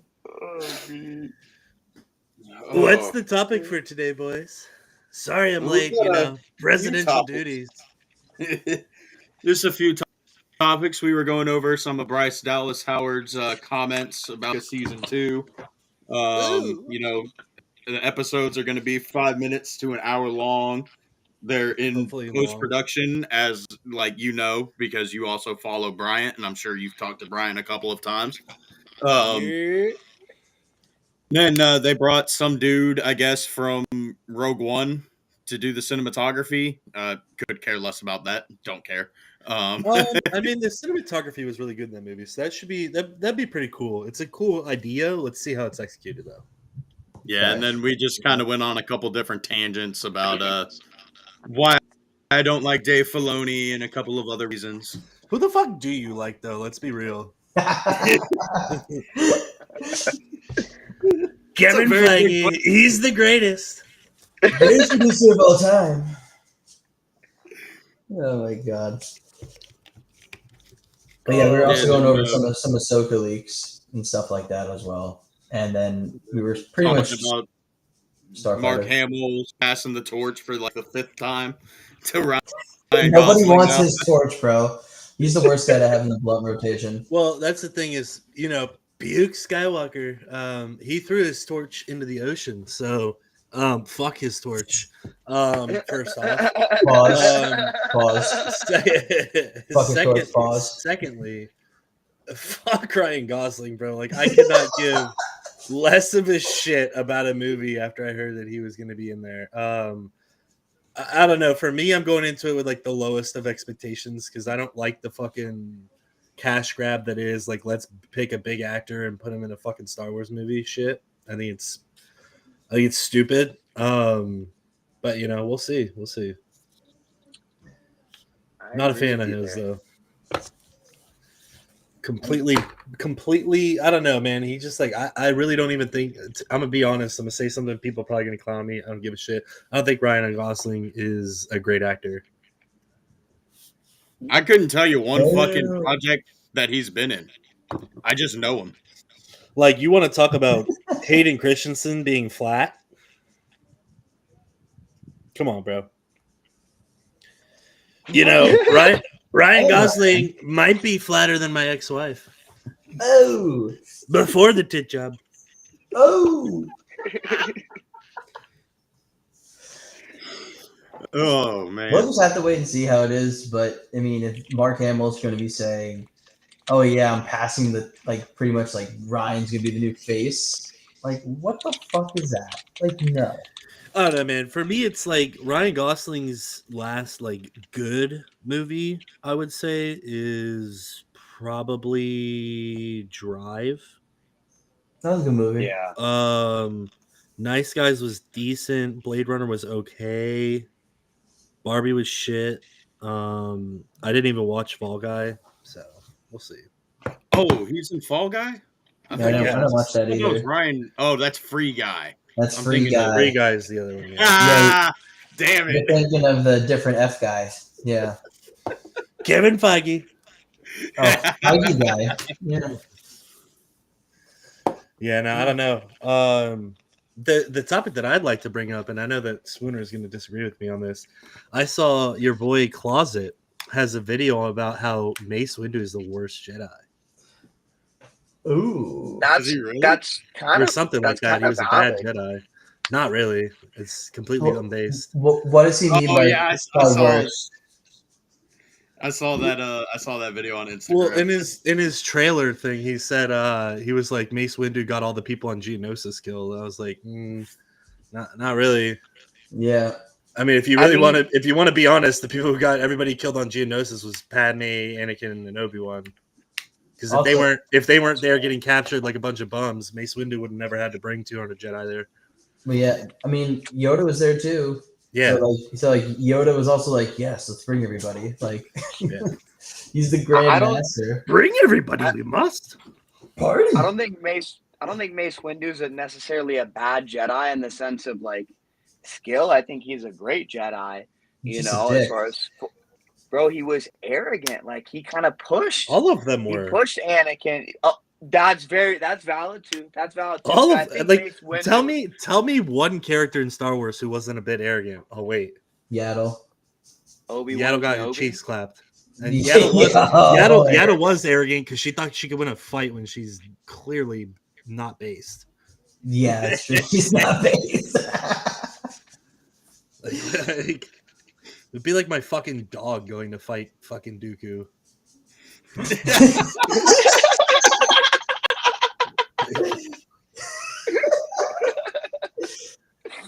Oh my god. Yeah, they were all arrogant. I mean, dude, I fucking hate that smug Mundi, bro. That's what I'm saying, bro. He wants to pick on fucking Mace Windu and say he was a bad Jedi because he got people killed. How many people Ki-Adi-Mundi get killed? It's more than 182. Oh, for sure, dude. Try like the Jedi Order. Dude, I fucking hate Ki-Adi-Mundi, especially since he was in Whack-A-Lite. You know, I didn't think Acolyte in and of itself was a bad show. I think it was really bad PR, really bad actors. I like that Chimera guy. He's pretty cool. Oh, that Chimera guy's pretty dope. Yeah, Chimera guy is pretty dope. But that story is everybody loves a good underdog story. Get under the dog. That's not what I'm talking about. That's some Kamala Harris shit. Something get it because their husband is a dog. I guess. What do we got next, Swoon? Well, since good old Wrath of Mandalore brought up good old Chimera, one of my third favorite Siths. I guess we can bring up this news. One of your thirds? How many thirds do you have? At least 3. All of them. All of them. It has to be divisible by 3, so there's at least 3. Oh, okay. Okay, I'm happy we're bringing this up. So, I don't know how you guys feel about this. Mr. Chimera was supposed to be the first Ren. Personally, I think that's very fucking stupid, and I wish that they would have just made him the canonical Venomius. Because then either way, it doesn't matter. Just Venomius dies. So, well, if you think about it that way, we all die. Creation and then death. Some of us die sooner, like Joe Biden. He's gonna die soon. And Qui-Gon Jinn. He's very old. Qui-Gon Jinn died soon. He's gonna be one with the Force. It's very hard to read, but this is like a screenshot from the new, like the visual dictionary. What did they take the screenshot on a fucking water buffalo's iPhone? Yeah, water buffalo. But this is only thing I can read is Darth Plagueis. This is from the visual dictionary that's coming out in 2026 for the Acolyte. I guess it wasn't that visual. It's more like blurred.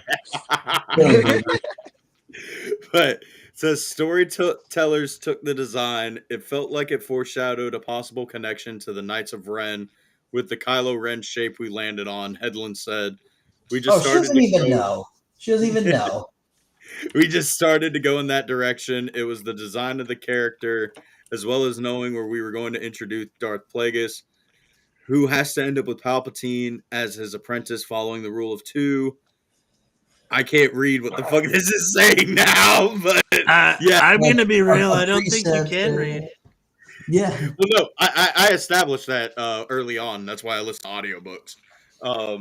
Very good. I love a good audio. He's actually said it like 2 or 3 times, so he's very much wanting people to know, sitting in this Oval Office sometimes and you just stroke it to some great audiobooks, you know? What the no fuck? paper cuts on your cock, you know? Anyways, I like that.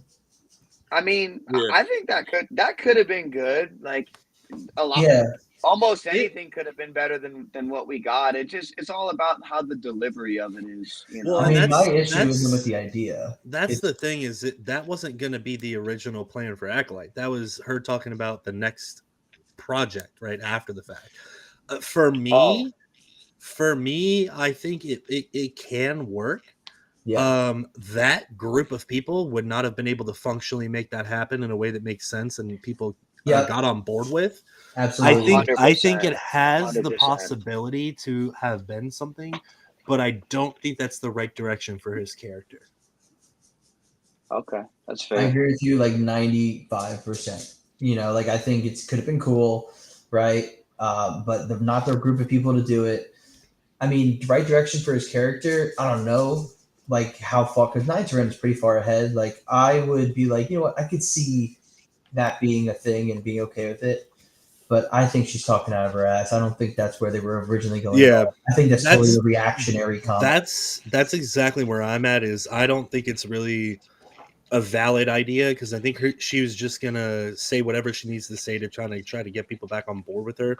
I think what she wants to do is that's more of a PR move for her, being like, Yeah. "Oh well, you know, I got canned, so like this was my great idea. Now you can't have it. Fuck you. Bye." Yeah, yeah, exactly. It's like, okay, you're just reacting to everything since the cancellation. And now this is an after the fact thought. Yeah. Because let's be real, they weren't gonna do anything with fucking Knights of Ren. Let's be real. No, they didn't do anything with the Knights of Ren in their own goddamn trilogy. The only thing that makes me think that maybe there was a hint of possible planning is the fact that every time we see Chimere, like in the mask, we get the Kylo Ren theme. Yeah, I never noticed that. that's because you're dumb. That's valid. That's a valid point. It's a very stupid. based opinion. I'm stupid, slow, and stoned half the time, so you know you're not off. All three S's. Holy shit. You're a fucking snake. In alliteration. Aside from that little like music nod, bro, I don't see him being a Knight of Ren or being the Ren. I see that's the thing. Like I'm feeling what you're saying, Swinner. It's like he doesn't really have any sense of like honor boundness to him. He's just kind of a dude doing. He's just kind of like a rogue dude who's like, I just want to use the Force without being killed by the Jedi. He's literally Dale, bro. He's literally Dale. Yeah. Oh my god, fuck off. I mean, honestly, they could have added Kylo's theme because they're like, ooh, guy with red lightsaber with a mask on. No, the reason Like, why they Kylo added Ren. Kylo's theme to it is because they spent so much fucking money on that dog shit that they ran out of money. And like, what do we have in the archives that we can use? And they're like, we got this shitty fucking theme music. Yeah, they're like, oh, John Williams retired, so we need to go to the archives. It's crazy. But they were able to create a brand new pop song for the end credits of one of the episodes. Yeah, that's part of the budget. Yeah, I mean, it's a Disney Channel original movie. It's under the shit music clause. Yeah, it's pretty great creative idea. God, I can't believe they put a fucking pop song. You just made me remember that. Oh my god. So I think Wrath of Mandalore made a pretty good point earlier. Like whether you think the idea could work or not, you know, I don't think that they have the right creatives to perform that. You know, and I think that's a lot of Lucasfilm's problem is they don't have the right creatives. You know what I'm saying? To create these stories and to deliver them to us in a good way. I mean, look at the story they gave us originally with the Acolyte, bro. You really think that they're going to be able to intertwine two different entire parts of the galaxy together, make a character into something that he's not, change his persona, actually give him a backbone, actually develop his character, and then make that somehow lead to another disjointed property of theirs? I mean, I've been I rest my case. I've been praying for a miracle with Star Wars for years, bro. I'm just hoping that we can get some sort of good creative direction. Well, that's your problem is you're praying. What else are we supposed to do as Star Wars fans? I think Donate that's to my what, campaign. See, what you really should do is, if you really want great Star Wars, you should come hang out in my Twitch streams. Bet. or I'll have to give or a you follow. should just watch some good Star Wars fan films. Or you could come watch my live fan film on Twitch TV/Wrath of Mandalore. $2.99 a month. Not even, I don't have subs yet. The government's trying to take me down. Oh, I thought you were talking about your OnlyFans. Sorry. Oh no, I don't have one of those. That's a little bit too far. Oh, that's where we're drawing the line. As opposed to where would you draw the line? Exactly. I don't know what to say. Exactly. Oh man. Well, speaking of good old Knights of Ren, our good buddy Bob Iger, we all know that he canceled the Hunt Solo. But what I don't think a lot of people know, and as soon as my fucking laptop loads up and quits lagging, these fuckers spent $3 million, over $3 million, on a completed script for the Hunt for Ben Solo that they loved. Continue. That's really funny. Yeah. So, Can you? But here's my thing, right? This is what they're willing to spend $3 million on, something that they're not even gonna fucking sniff, right? That's ridiculous. And then you look at the budget of these projects, bro. What all is intertwined in those contracts? Because I took some contract law classes, and this is scaring me. Yeah, there you go. Yep. Thank you for putting this up. I was going to say these are the profits for the movies that came out.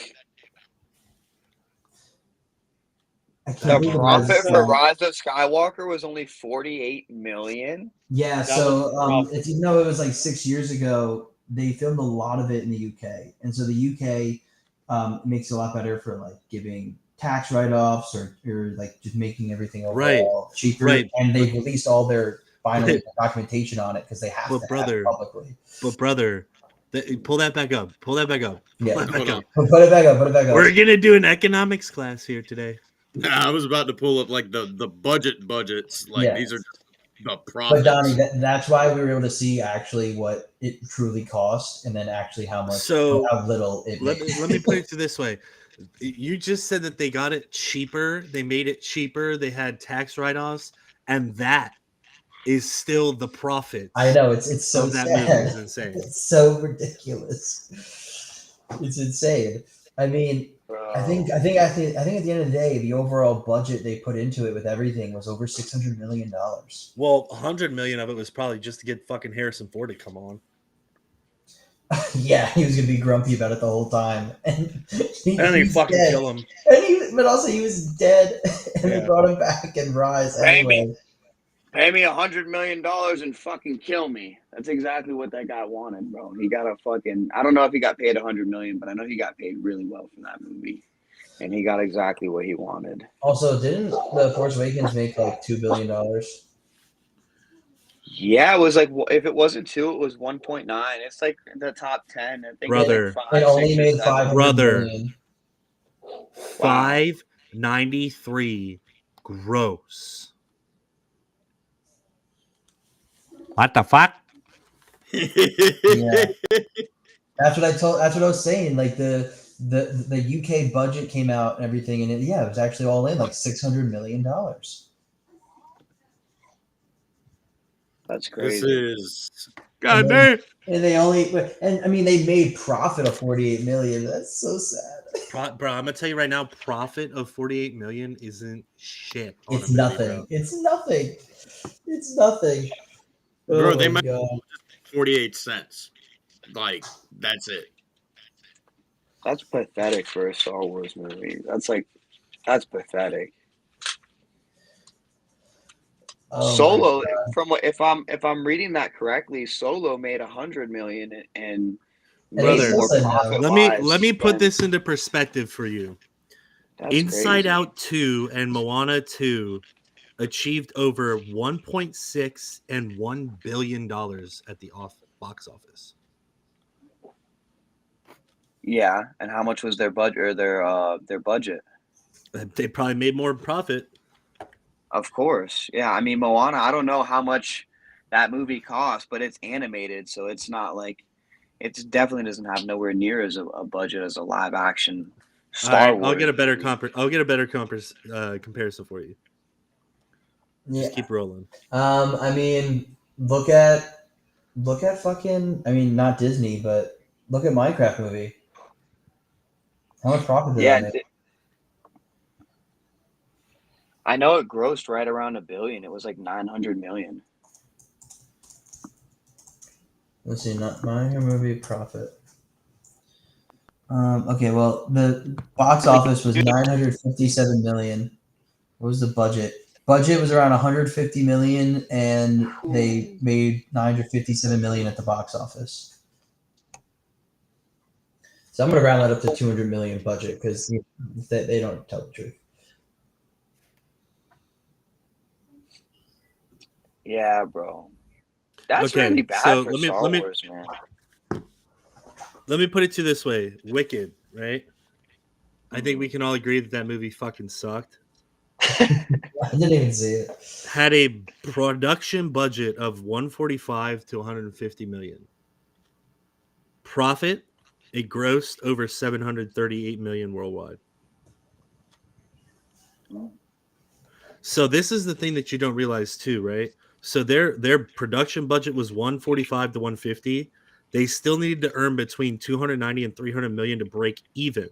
Yep, it's like Right. 1.5 times the cost. So the profit on that was 500 million for a shitty movie about a fucking play that everyone could just go see the play. Like, brother.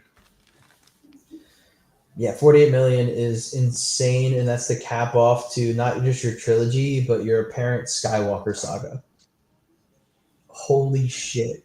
Have you lost the crowd? But Yeah. some people would say that it's good and that we're just big old nanny boo-boos. We don't talk to them. You know, some people would call me a fascist for not liking Acolyte, but you know, I don't even think anybody liked it. No one So watched maybe it. we're all fascists. Maybe that was the story. We've all been fascists all along.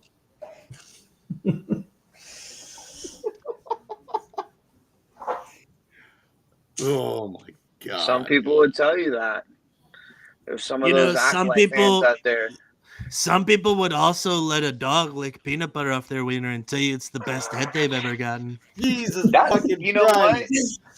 Chat clip That that. sounds like some Ray Skywalker fans out there that I know. Yo, that's You a know, Halo shit. As much as you guys like to hate on Rey Skywalker, I do think she's a great character with a great potential. But again, I think she's been mismanaged. Mismanaged, say but the I don't think least. there's any redemption. No, I agree. That's why I I mean, I Oh. would love nothing more than that Rey movie to come out and be actually good and make the character look badass. Oh, that would be yeah. No, I mean, if it actually But- happened, I wouldn't be opposed. At the same time, the lack of writing in those movies and having a coherent plan with, you know, for me, if I'm making 3 movies, I'm gonna have the same fucking director for all 3. No big deal. Nanny boo boo. You're crazy. But the thing is, right? Well, you say I'm crazy, but look what ended up happening. We got 2 directors bickering like fucking children and making shittier movies than each other to try to fuck up the other person's movie. I'm going to counter You're your just making argument with way the too much original sense. trilogy had 3 directors. But George one Lucas, overseer. then Empire Strikes Back, and then fucking Return of the Jedi were all different people. Okay, but what I'm saying is There was a cohesive story. They had there's a fucking cohesive outline. story. Yeah, cohesive I feel story. like if they had just let Homeboy write all 3 of the sequel or the sequel movies, it would have had a better cohesive story. Without Oh, a yeah. doubt. Without a doubt. Oh, absolutely, dude. I mean, the story. I mean, every movie just contradicted the movie that came before it chronologically in the timeline. Because Right. opinion or not aside, I think Force Awakens in and of itself as a standalone movie was a decent movie. I think there's a lot of good stuff in that movie. Obviously it's not perfect, but I think there was a lot of good stuff in that movie, and then it just fucking fell off of a cliff and got kicked down every fucking rock. It didn't Oh, fall yeah. off the cliff. It got thrown over the shoulder of a hermit that drinks green titty milk. As much as you guys like to say that, and do you try green titty milk? I don't want to hear any blasphemy. Well, like for Disney with Lucasfilm, once they acquired it, right? Bob and I think we should just get into it now about Iger and everything. Good old Bobby. But Iger was like, this is now owned by Disney. We want this to feel like Star Wars, right? So their whole point for TFA was to reference Star Wars, but George didn't really love it. He was like, he didn't do anything new. That's why everyone says it's like the new version of A New Hope. They never had the plan to even try to expand and go somewhere totally different. They just wanted it to feel like Star Wars for TFA. And that's what they got. And then every movie after that just exposed how unprepared they were to do this. Yeah. Yep. Yeah, it was basically a carbon copy of A New Hope. Like Ras said, I mean, it had potential. It wasn't perfect. It had some good moments, but they went off the deep end. I'm pretty critical of that movie. Like, I don't like it as much as like some people will say, like, oh, it was actually kind of good. I lean on it was like very like middle of the road, but it was still more stomachable than. I mean, the other two were just a catastrophe. We don't say their names. Yeah, natural disaster. Like, call FEMA, bro. Like, we need relief, bro. Like, retcon that shit. I wish, bad. So, but what are you gonna do, bro? I mean, I would love to also see the Rey character get some redemption. I liked going forward and having her as like an older Jedi. I thought that would have been cool. We could have moved past that, but instead they're giving us 5 Rey Skywalker movies. I shouldn't even say that. Rey nobody. But Shut your mouth, you're a dog. Basically. That's Ray Because you have Walker to you. Yeah, exactly. They want to leave all the But no, George Lucas stuff behind. They just want to go in their own direction, and Rey's like their way to do that. Okay, I'm Yeah, and completely cool with that, but like make it good. I agree. Do you guys think that there's redemption for that character? Like, because I mean, for me personally, like, and maybe they could. For Rey? I just don't see how they could redeem her in my own eyes, like my own personal opinion. Make Easily. this bitch take some fucking damage. Have her lose a goddamn limb or something. Fucking Finn got sliced up the fucking spine in the first one of the trilogy. But Rey doesn't take any fucking damage aside from getting thrown against a tree. Get the fuck out. I think it's pretty racist that they cut the black guy. And they made him very, very tiny in the poster. Made him very tiny in the poster.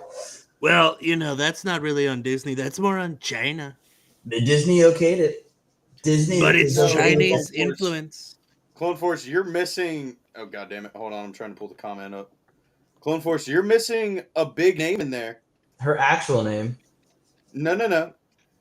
Well, yeah, it would be her actual name, which would be Ray Iger, because Ray is Bob Iger's fucking baby. He loves Ray. He's the actual Ray lover. He's the Ray baby daddy. Yeah, Ray. Awesome. Bob Iger is the true reason why they're pushing for Ray. On some real shit, I do love Ray. No cap. She bad. She is bad, though, I will say. She is bad. Yeah, bad character. Badly written, but she's bad to the bone. She is a bad mama. I mean, I really want to get into Josh's video soon, because he's going to break down like so much of the Iger stuff. And I think that would be a great way for us to just kind of piggyback off that and talk about really. No, I don't like bigs. I was so surprised when I heard that news about Kathleen Kennedy, and to hear it from Josh's mouth made it really Dude, serious same. for me. I couldn't believe it because I'm like, yo, we've been really been dogging this lady and blaming her for all of our Star Wars problems for the last what 6, 5 to 8 years, something like that. Ten. She's a still pretty problem, dog though. shit. Yeah, she's still dog shit, but I really think we should At react to some some of the point, Josh she stuff. should have come out and been like, "Hey, I'm not the person y'all should be mad at." It should not have taken Adam Driver name dropping fucking Bob Iger for canceling the Hunt for Ben Solo and the other fucking dude. I forget who the other dude's name is because he dragged ass on reading the script. Actually, I think it's like Alan Bergman or some shit like Yes. that. Yeah, the head of the studio. Like Yeah, that's the he took president. like 3 months to actually read the fucking script. That's fucking ridiculous. But Kathy is still the person that said that there's no source material for Star Wars.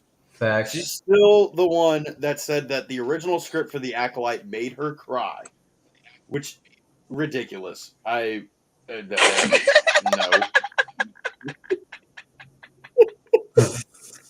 Get out But of here.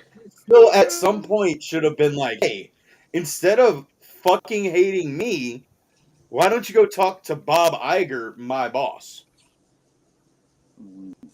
Stinky Yeah. Bob. Well, Yeah. there's a thing called money, and she likes money.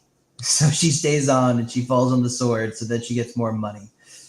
That's why. What She doesn't. I think that's the Yeah, I think that's the problem with Disney is, I mean, they're so like corporate, like just trying to produce shit and make money that, if you try to step out and say something or step out of their formula, I don't think there's really room for you. Disney is really They're going downhill, dude. it's their way or the highway. So even if she did say something or do this, could it have been prevented? I don't know. And then like you guys do make a valid point. Like she has made some comments and stuff that like like are a little She's still iffy. not it. She's still It not just it. I'll tell you, George Lucas selected her, so like it Yeah, but always George didn't make also sense to makes me. some pretty bad calls. I mean, But he I'm not saying almost that cut that's the not. Force from being in the original Star Wars movie.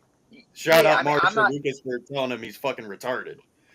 I'm not sticking up for Kathleen Kennedy. I'm just saying, like, for so many years, it always didn't make sense to me. Like, why George Lucas Yeah. basically picked the lady to fuck him in the ass? Like, understood why he would do Whoa that. there. He would have picked somebody who would, carry Yeah. out his will. So it never made sense to me. I always Yeah. thought that she betrayed him, but hearing some of this now makes me think like, Yeah. maybe Yeah. some of And these based on what rumors we're we've hearing heard, make she stuck sense. up for that stuff.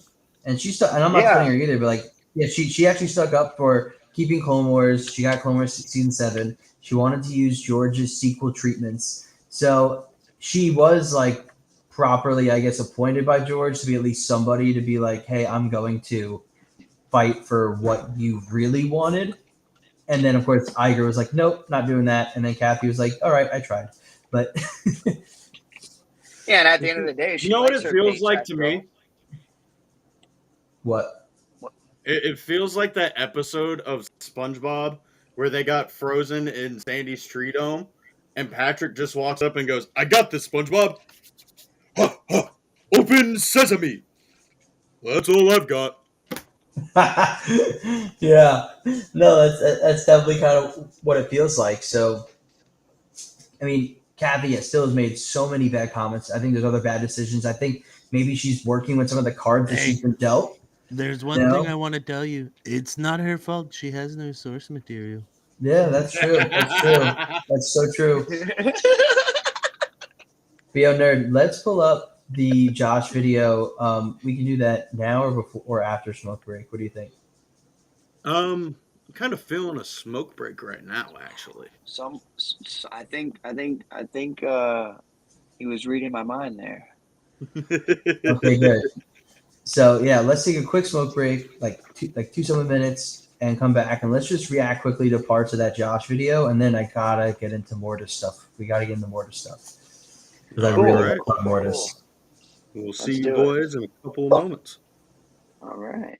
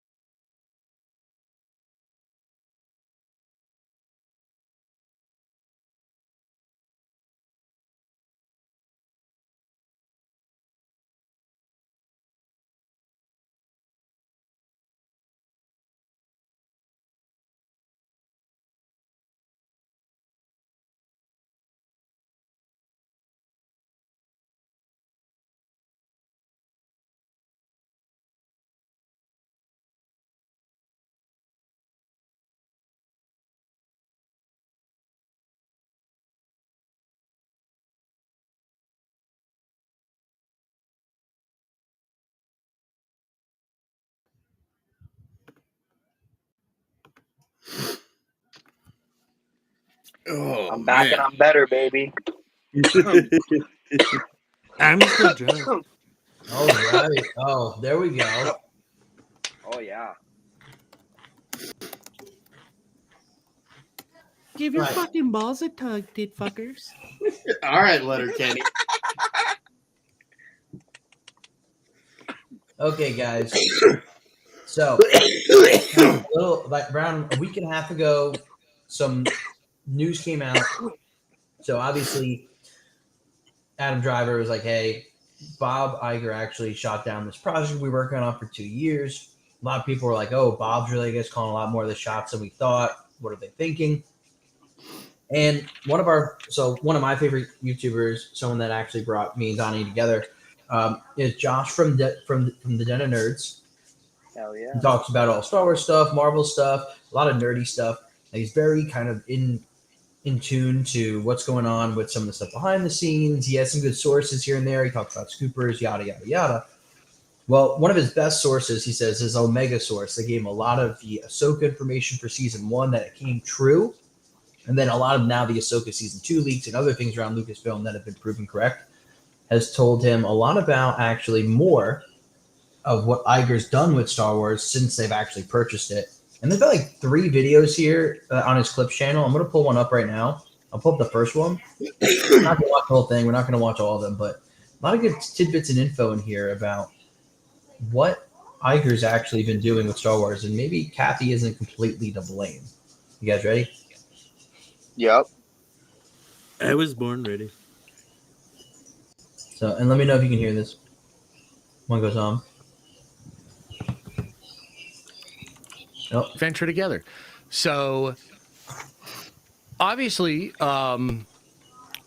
Kathleen Kennedy is the president of Lucasfilm, and as such, she has been the target of some criticism.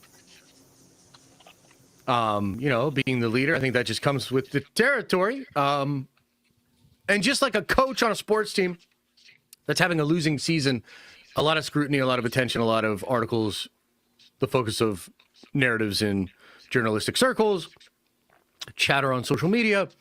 The narratives just really focus on how bad of a job you're doing. That's the world we live in, okay? And Kathleen Kennedy, being president of Lucasfilm with Star Wars doing what it is doing, has been the target, I think rightfully so, of a lot of criticism. However, it might be the case that she was actually the target of a lot of unfair criticism, okay? And look, here's what happened. I'll just explain it to you all, and I have no agenda here other than to just tell the truth. So yesterday, a big article came out because Adam Driver revealed that he was working on a Star Wars movie called The Hunt for Ben Solo. It's a big project. Here, I'll pull this up again so you guys can just have a little visual aid there. Big project. I'm going to skip ahead a little bit to see to when we get to him talking more about what he was told. Okay. So remember, Disney buys Lucasfilm, and one of the first things they do is they kill Clone Wars. They let Dave do a sort of makeshift final season, okay? But it's not what it should have been. They didn't let Dave have his ending. Okay, so the first thing you got to realize is Kathy wanted to keep Clone Wars on and just let Dave keep doing his thing, and Bob Iger said no. The next interesting thing that the source told me was that Bob Iger did not want to bring Clone Wars back. Now, you're going to start to see a pattern emerge here. And I'm just going to say it from Jump Street. The impression I got, and this is something my source directly told me, was that Bob Iger does not like George Lucas. Bob Iger does not like the prequels. Bob Iger does not like George Lucas. Now, I would love to know. Let's just stop right here. What do you guys think of that? I don't like him either. I love him. Do you think yes or do you think no? Do you think that's crazy? Some of you are like, no shit. So I actually am, I don't know. I had to sit with that for a little bit.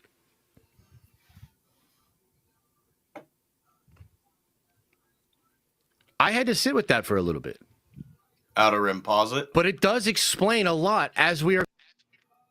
So I think that plays in, like, me and you talked about this when, like, this news first came out.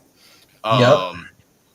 George, they invited him to see a preview of The Force Awakens, and when he watched it, he looked Bob Iger in the face and said, "You did nothing new here."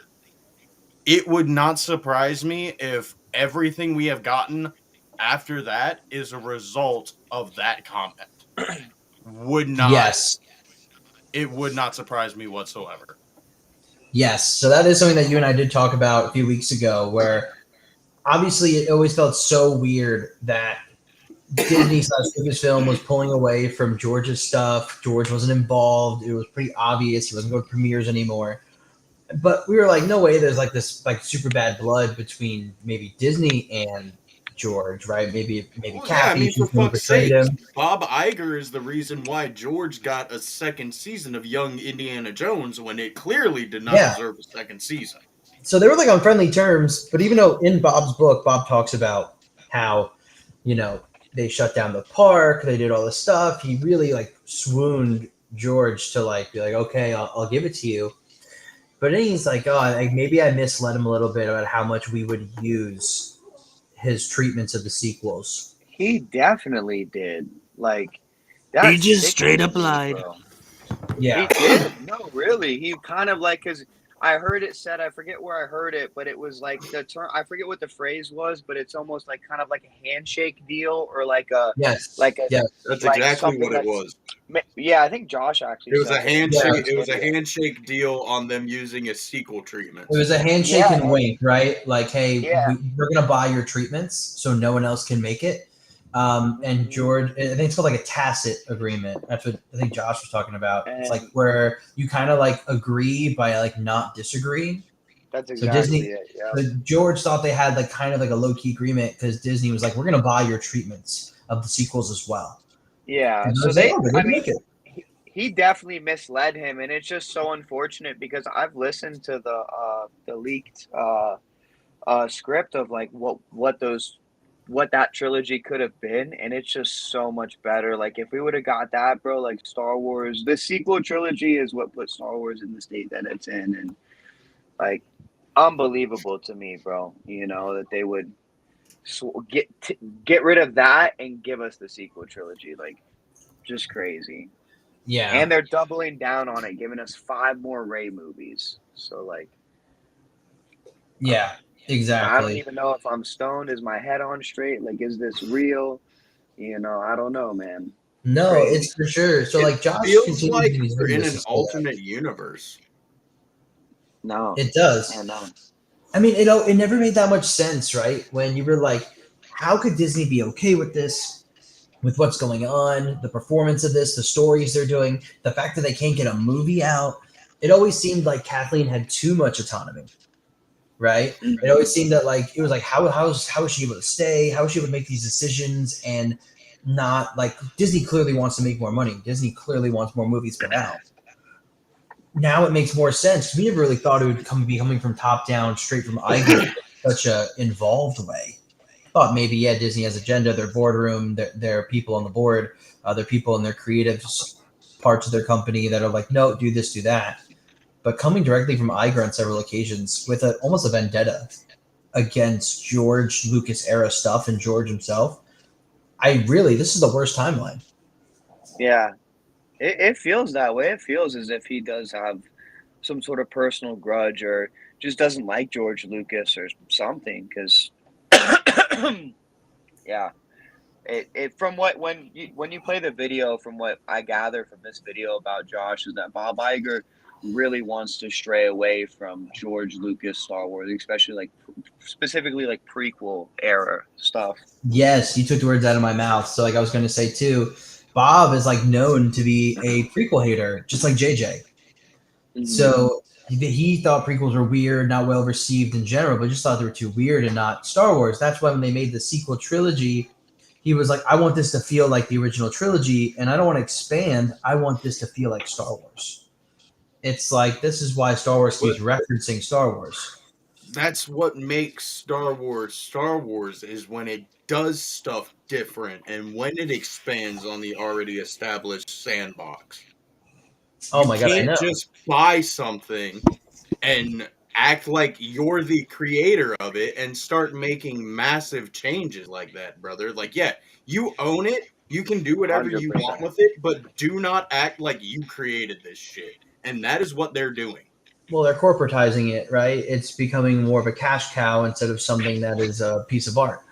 And another thing Josh goes into in this video too, right, is that some of the bigger decisions that we criticize Kathy for is actually Bob as well, such as Kathy really wanted the sequel trilogy to be then Rey and Luke together, right? Like way more than impactful training, story, ups, down, hero's journey, both of them side by side. That's the true passing of the torch from the old to the new. Bob said no. He wanted all the Skywalkers dead. That's why all the Skywalkers in the sequel, Legacy era, like Han and them also die. Partially because of the pushing of completely eliminating. And then you see it, right? JJ is anti-prequel. There's no prequel references at all to anything. Then Ryan gets brought in, even though Kathy maybe might have been the one to spearhead that. He then follows more the messaging of, of Iger, like let the past die, like move forward, kill it if you have to, right? Because they want to go all Disney IP era stuff. Yeah, I don't understand how they haven't got it yet. That decision didn't bode well for them. Like, why double, triple, quadruple down on it? But Yeah, who well, it's knows? egos. These Hollywood executives and corporate people and everything, it's all egos. Even just in any regular corporation, any regular company, like even like a financial institution, who makes decisions, who's your president and who's your head of this and that, like it's all egos, dude. It's not Yeah, all like factual and objective, it's subjective. And Bob is like, I'm doing it this way, and Kathy's not perfect either, but Bob definitely is, I think, of arguably more the direction, the driver of the ship for why Star Wars on a downward trend. it'll be interesting. I don't know if everybody else has watched this video, but after like you guys listen to these bits and like after like maybe like the chat listens to it, I would be curious, like, who, what do people think? Who's to blame more, KK or Iger? I'm like leaning towards Iger, but I'm actually leaning towards Iger at this point. I think at the end of the day, I'll probably go back to being 50-50. Because me and Nerd talked about this, but like right now, like I am leaning towards like 70% Iger, like 30% KK, just because it does come across of KK kind of just being put into a corner for a lot of this stuff. Like apparently she wanted to do a Darth Bane TV show on Disney Plus. He said it was too weird. Wanted to do Old Republic movie trilogy. He said it was too weird. Wants us to stray away from all the George stuff.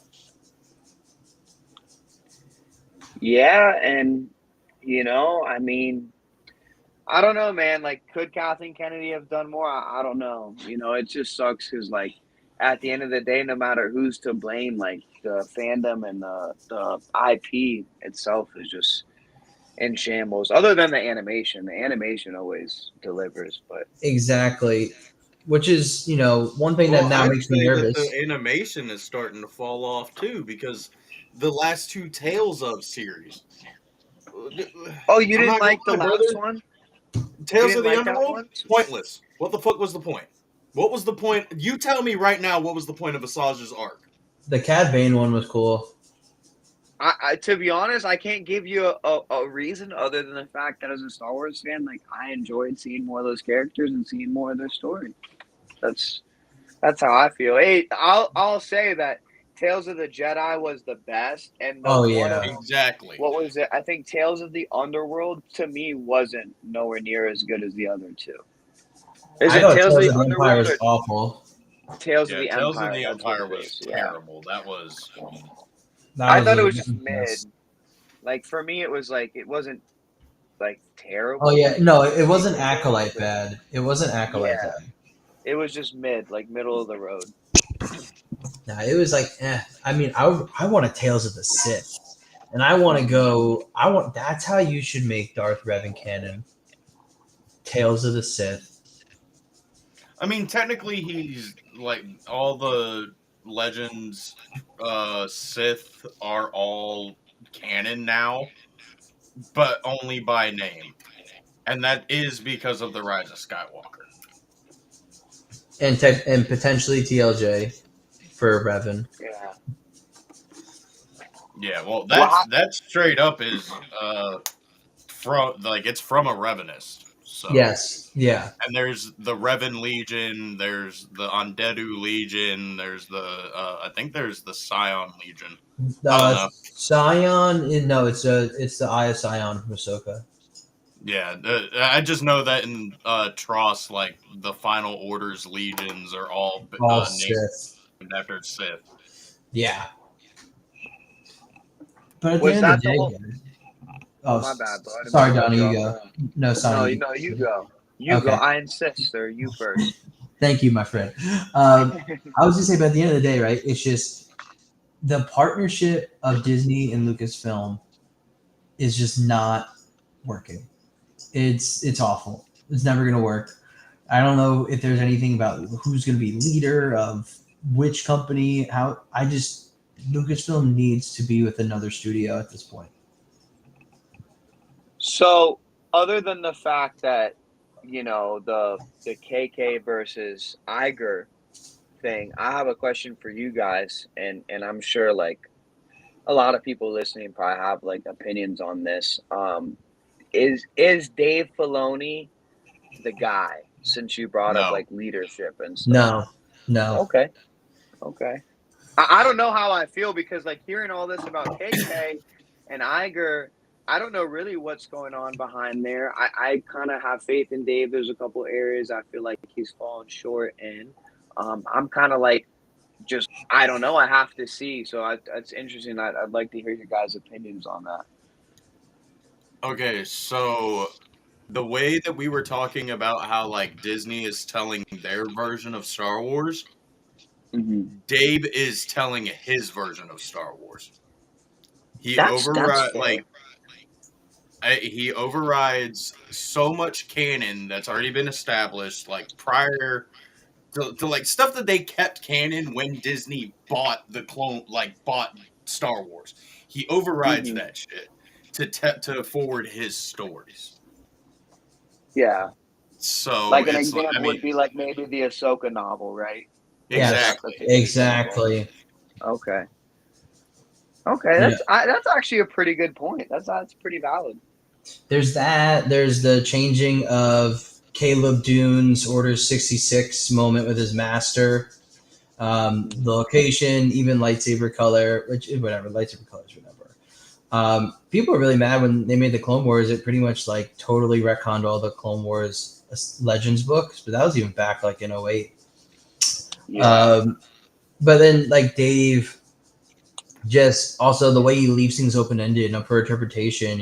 I don't think he always has a plan, but he just like doesn't make sense sometimes. Like that Clone Wars flashback in Ahsoka season 1, it's kind of half baked.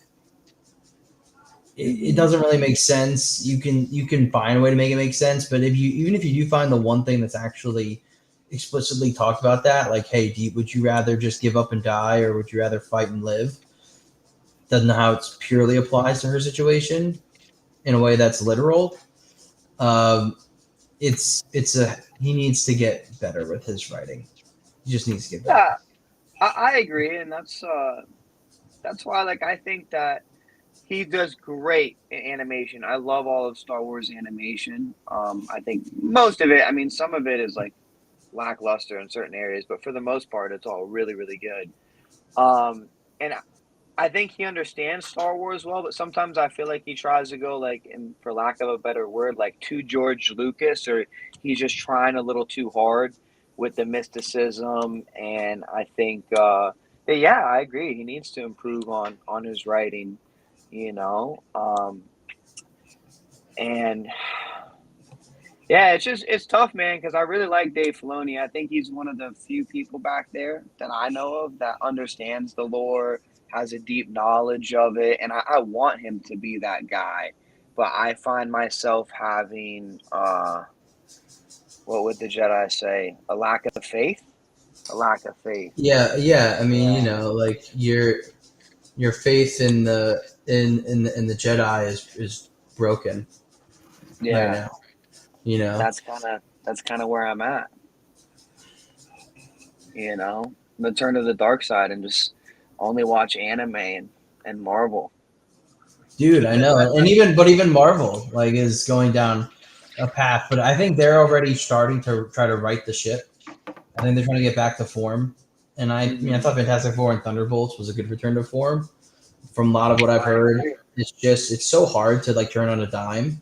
Projects already in production, but I think we're now entering an age of where a lot of projects that are in production are going to be for this back to form for Marvel.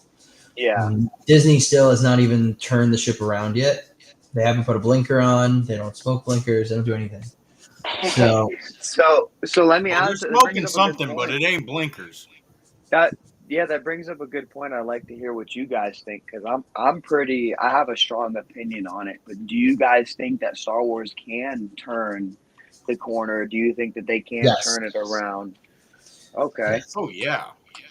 There always be a glimmer of hope about it. There's so many things. I mean, I know they've missed an entire generation of young fans because of the sequels. Like there Hmm. is not young Star Wars fans. There's not. If they are mostly liking old stuff because people in their life showed them old stuff. Like, Yeah. and I'm talking about kids in elementary school to middle school, and like early high school. Yeah. They're all either Marvel fans or they're Fortnite fans or they're not really Star Wars fans. But they can always get a new generation if they come out with stuff that's good and it's in the movie theaters. They can get them back. But so like okay, like I'll give you an example. To kind of like just bounce off that point. So Thunderbolts, like you said it. I enjoyed that movie. I thought it was a great return to form. Didn't perform well. And that's also like due to like obviously issues with superhero movie fatigue, issues in the movie theaters as well. But Star Wars is going through excuse me, uh similar things. So like do you think really like even if they do put out something great, is that enough? Is that enough? You have to consistently put out things that are great. Hmm. You got to earn trust back, and there's a way to do that. You just need to get some wins. You need to get a few They, wins under your belt. yeah, I think they need consistent wins. And for me personally, I'd like to hear your thoughts, nerd. But for me personally, if they go through with these movies, like to go like the Charmin Obaid Chinoy Ray movie, the Simon Kinberg Ray trilogy. I'll see how Star Wars Starfighter is with Ray. I'll give it a chance. But if and no offense to Daisy Ridley, I feel so bad for her. Like it's nothing against her, it's just the way they wrote her character. If True. if I don't like her in Starfighter, bro, it's not that I'm gonna check out of Star Wars, but I'm not gonna go to the theaters anymore to go see these other Ray movies. I'm not giving them my money. You No, know. yeah. So, what are your thoughts on that, nerd? Do you think they can recuperate? Do you think because I think that they can too, maybe, but I think if they follow through with these movies that they have like on the slate, I think that there's no turning back. They're going down a path that I cannot follow. They could definitely turn.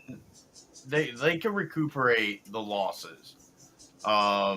It's like Outer Rim said, they're gonna have to build trust, but like it's very very difficult because you got people like me who are massive Legends fans, Hmm. and as grateful as I am that they're using the title New Jedi Order for Rey's movies, Yep. that's Luke Skywalker's story, bro. Why did we skip over Luke's New Jedi Order and we're going straight to Rey's? Yeah. Yeah. Then Well, you got Ahsoka essentially dealing with Thrawn the way that Luke Skywalker is supposed to deal with him, like in Heir to the Empire.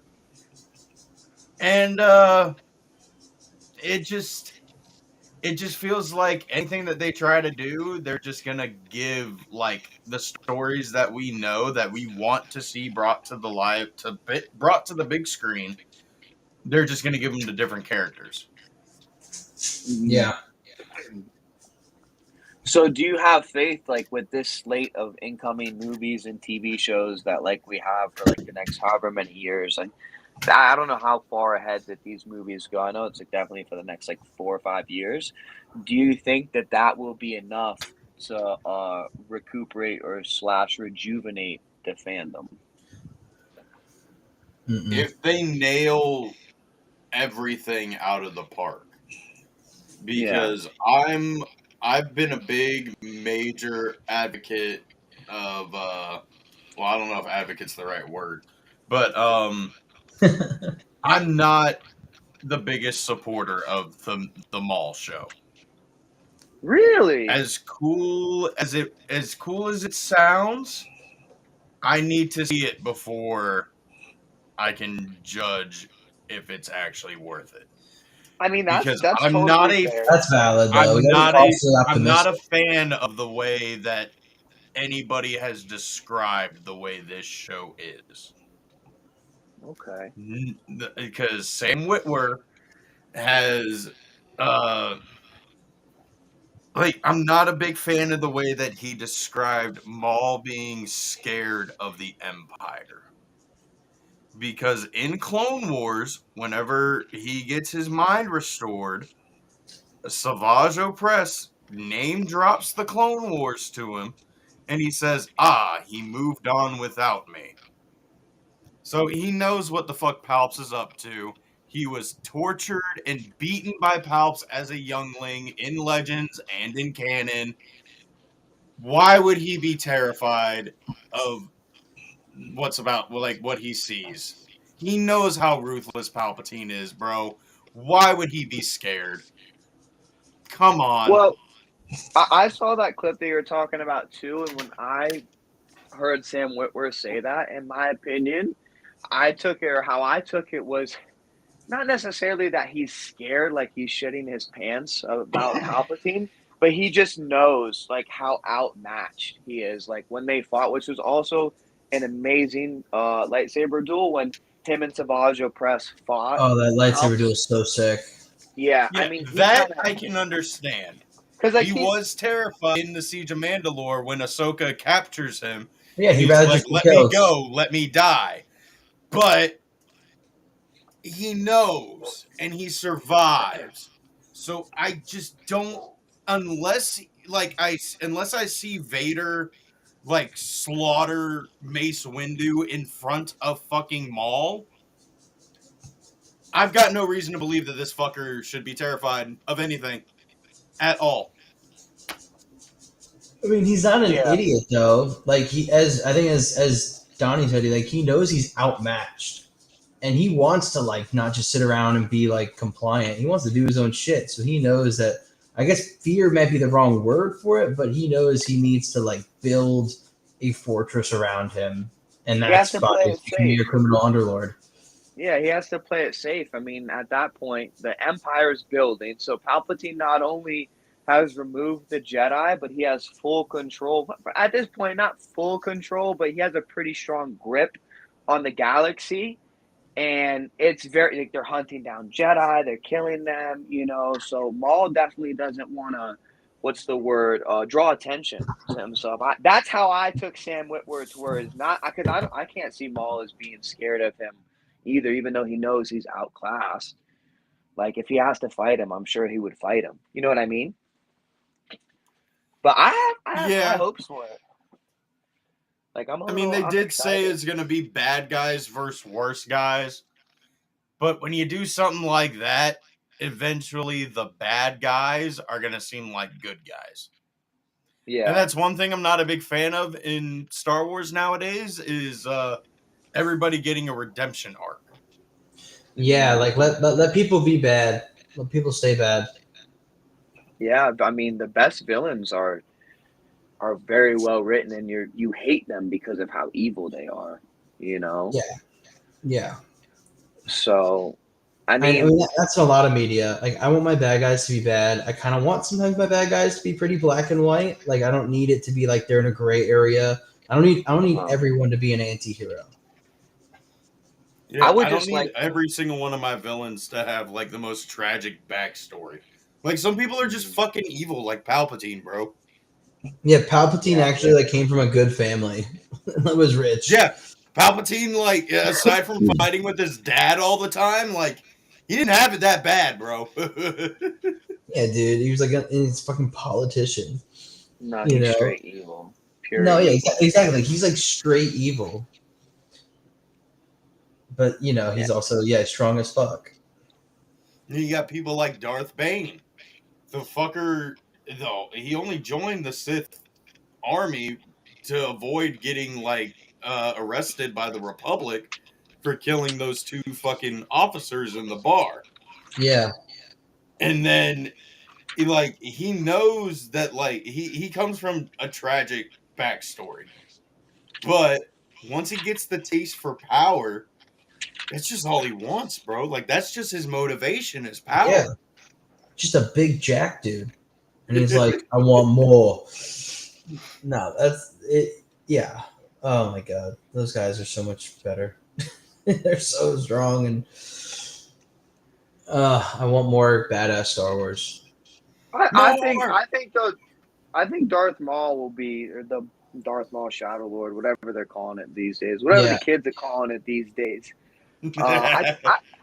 I think it'll be cool, man. You know, I always like Star Wars animation. Even like I can kind of agree uh with you, nerd, that the Tales, like, no, it's very hard to live up to season one Tales of the Jedi or Tales of the Jedi, like, but Tales of the Underworld, is that, or what was the one with Ventress and Cad Bane? Is it Tales of the Bounty Hunter or Tales of Tales the of the the Underworld? Underworld. Underworld. Okay, I had it right then. I'm just making sure. I'm a little stony, you know. But so yeah, Tales of the Underworld, like it was good, but like it could have been better. You know, Bad Batch I really enjoyed, but it could have been better. It's not that they were bad. They were good, but it's hard to live up to like Clone Wars season 7, you know. So I Yeah, think it'll be good. I just hope I just want Star Wars to blow my socks off again, you know? I yeah. really do. I really, really do. Well, speaking of blowing your socks off and animated, me and Nerd are actually working on a project. It's kind of like our own little fan film project, a short fan film project. Really? Yes, yes. And we're not going to explain a lot about it, but we've been working on it for a while. We're doing a lot of cool stuff behind the scenes, trying to get this done. But we have a little rough draft of our potential intro with a placeholder title, not official title. And we'd love to show you and everyone so far who's watching. Oh, that would be sick, dude. That sounds really cool, bro. You know what's crazy too is you see, like I've seen like 3 or 4, at least 2 or 3 recent fan films that were like anywhere from like 5 to like 15 minutes that were like really well done. And there's people out there who could potentially like create some crazy Star Wars shit a lot better than what Disney is putting out. Oh yeah, dude. So this is something that we cooked up. We wrote a while ago, and we're looking to animate it. We can say that we're going to animate it. Nerd, can we say what style of animation? Good old 2D Gendik Tartakovsky Clone Wars, the superior Clone Ooh, Wars, because even though I love fire! '08 Clone Wars, the '03 Clone Wars is just far superior. So there's more substance for obviously the '08 Clone Wars, and for me, I'm like torn in between because I love a lot of the '08 Clone Wars, but I Yeah, I mean love both.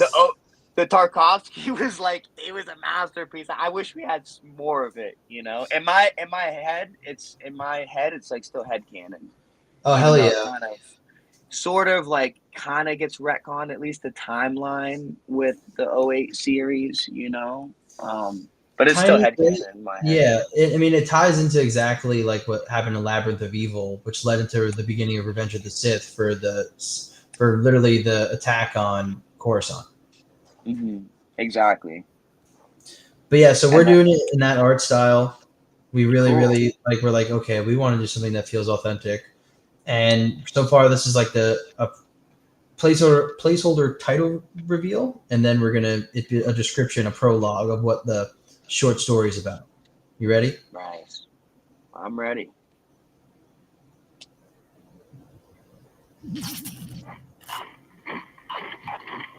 So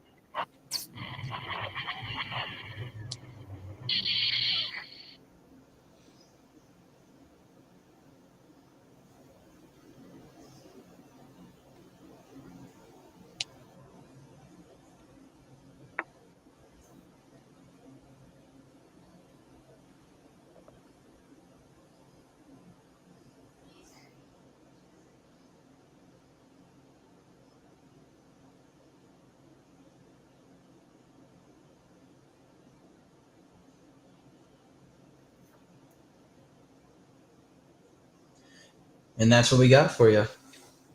that's pretty sick, bro. Straight up. I like how you obviously put the sound in there for the beginning of the Tarkovsky thing. The whole Yeah. crawl and everything was sick, bro. I think that's cool, bro. Like Balin's Skull, like obviously there's no really like lore, at least backstory that we know of so far. So that's cool, man. I like that. That could get very interesting, bro. Very interesting. I think Balin Skull is actually one of the coolest characters. Him and Shin Hati are one of the coolest characters. Shin Batty. Shin That, Batty, bro. Yeah, they're definitely one of the coolest characters I think that have been released in recent years. Dude, they're so cool. Like watching Ahsoka season 1. Like Nerd and I got like kind of like an inspiration when we brought up this idea of what we wanted to do. Like Balin, where like it's you saw that this is right after kind of Revenge of this Order 66. Where did he come from? What's his story? How did he get to where we find him in Ahsoka? Right? Yeah, obviously he survived Order 66. Obviously he knows Yep. Anakin. So that's cool, man. That could be very, very fucking cool, dude. How long, if you guys can answer it, if not, it's okay. How long did you say you guys are trying to make it? I think it could be like 15 minutes. What do you think, Nerd?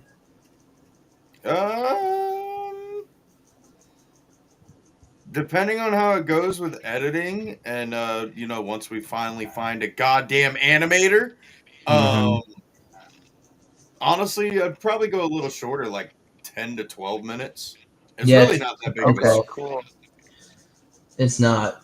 It's not. But it's, yeah, I think like 10, 12. I was thinking maybe with like intro, credit, outro, like 14, 15.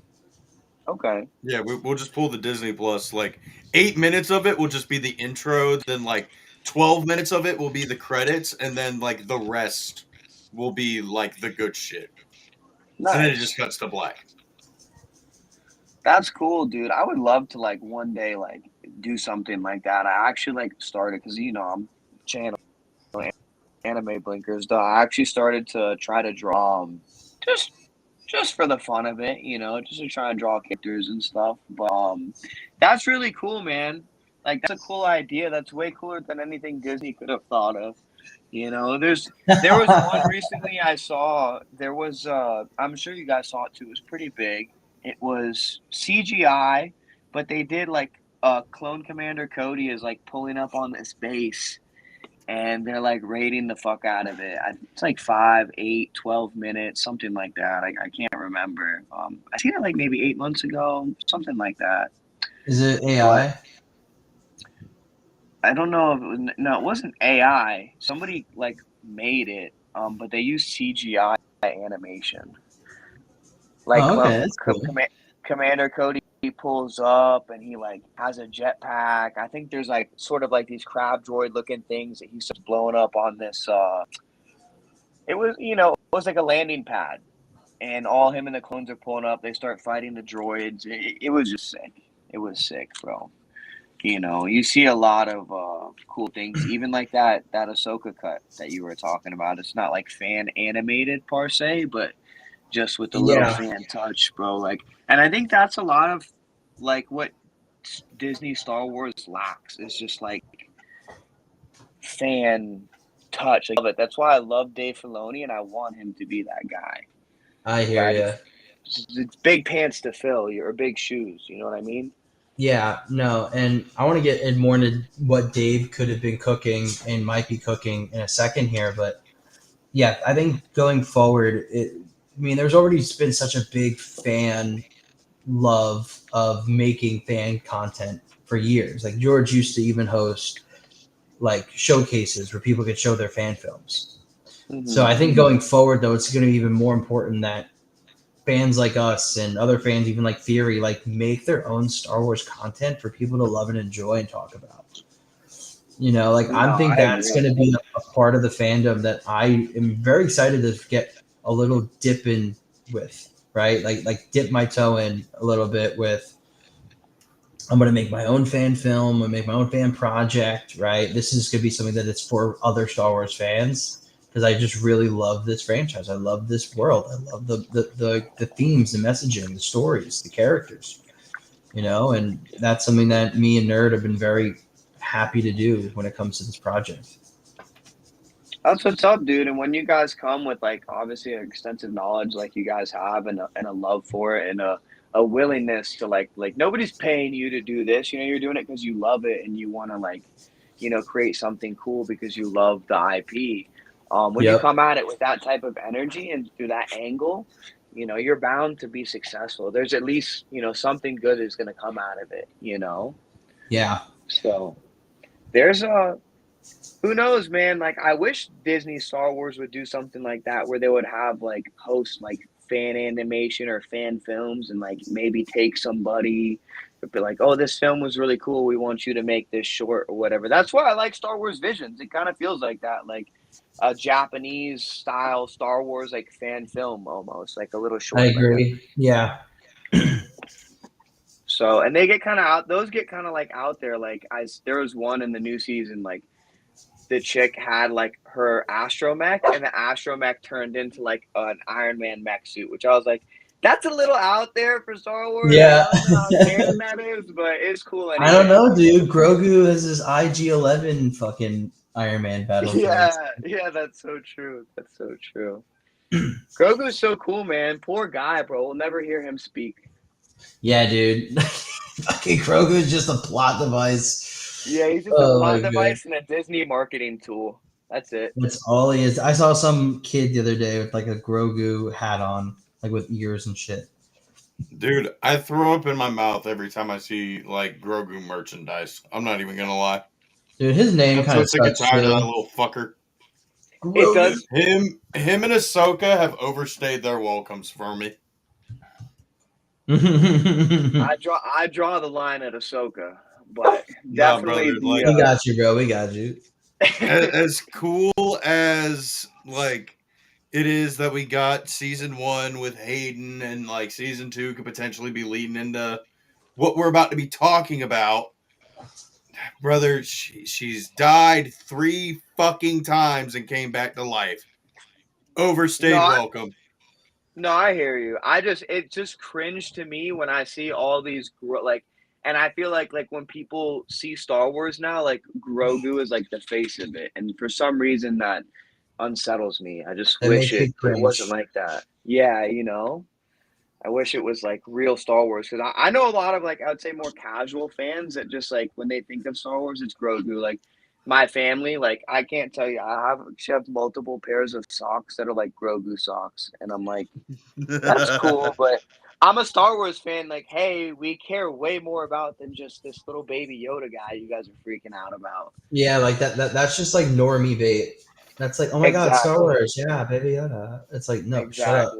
I want to talk about real sweaty Force lore shit, which we need to talk about right now because I'm talking about Grogu and it's making me sick. No, literally. But one thing that me and Nerd and Donnie, I'm so happy that you ended up also watching, was just going over that Mortis arc again. I really want to dive into some of my notes I had that I noticed because some of this dude, I know Dave doesn't intend everything and he, like to where it's going to exactly connect. He doesn't intend for it to like always be a connection. But sometimes, like even as a fan who, I mean, clearly was writing a Balin Skull fan film story of connecting dots from a previous time part of the timeline to the future. I gotta imagine Dave is seeing the same connections that maybe I'm seeing. And from breaking down this Mortis arc, what'd you guys think? Like now watching Ahsoka, did you catch anything? Like There, references to the Mortis arc. Like seeing how things said in the Mortis arc were kind of low key brought up, or could be tied, or could be connected to Ahsoka season 1 and season 2. Oh yeah. I'll let Nerd go first because I feel like I cut him off there. But yeah, no, for sure. so the first thing that I noticed, when Anakin goes to talk to the father for the first time, that whole monastery looks like the world between worlds. Yes. And then when he's basically like forcing the force gods onto their knees, and that whole fucking like background just looks like the Ahsoka credits with the star map. Yeah. So Yeah, it does. that stood out to me a lot. A fucking lot. Yep, I got that in my notes. I mean, that stuff stood. I mean, we were texting, and I was just like, "Whoa, his sanctum looks like the world between world doors, and the type of like the way the star maps are, everything." I'm like, this kind of also now is like Ahsoka World Between Worlds, kind of like Rebels. And there were even things before that too that I caught. I think the first one's a little bit of a stretch, right? But when they land on Mortis, they wake up and they're in the ship. None of the systems work, right? The ship's not working, but all the systems are on. Which, can I interject real Yeah. quick? I love the fact, and I know that it's like a George Lucas thing because when did Mortis come out? Like years, because I didn't watch Clone Wars whenever I fucking was It's growing up. season 3, So when did 9, 10, maybe 2010.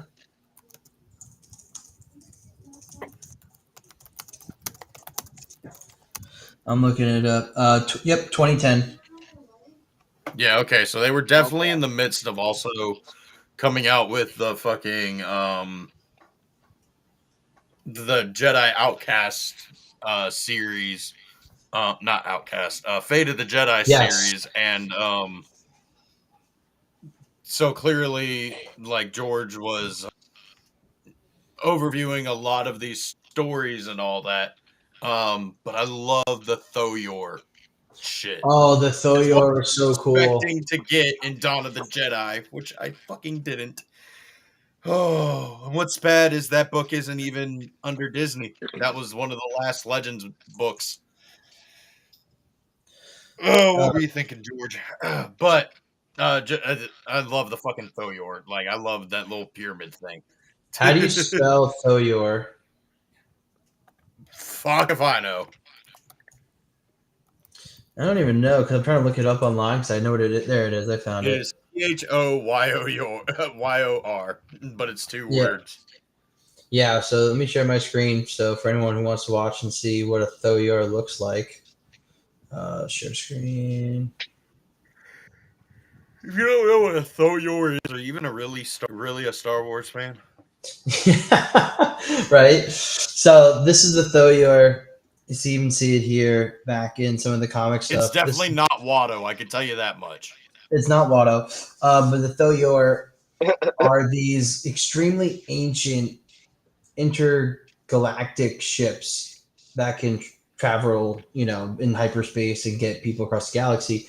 This was during the Dawn of the Jedi comics, right? And so what these did was they gathered up all force sensitive beings in the galaxy and brought them all to Tython, which is said to be like in the center of the galaxy, super strong in the force, birthplace of the Jedi, all that. Wow. So Wow, the fact I didn't know you didn't know that. that? That's wrong.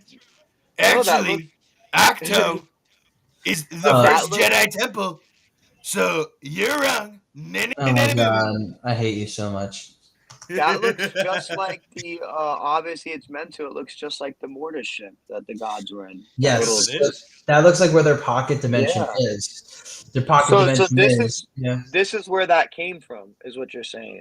It's all related to, yeah, Okay, that's cool. yeah. So I was like, so I first, know I that love that that. was something. That's always a great.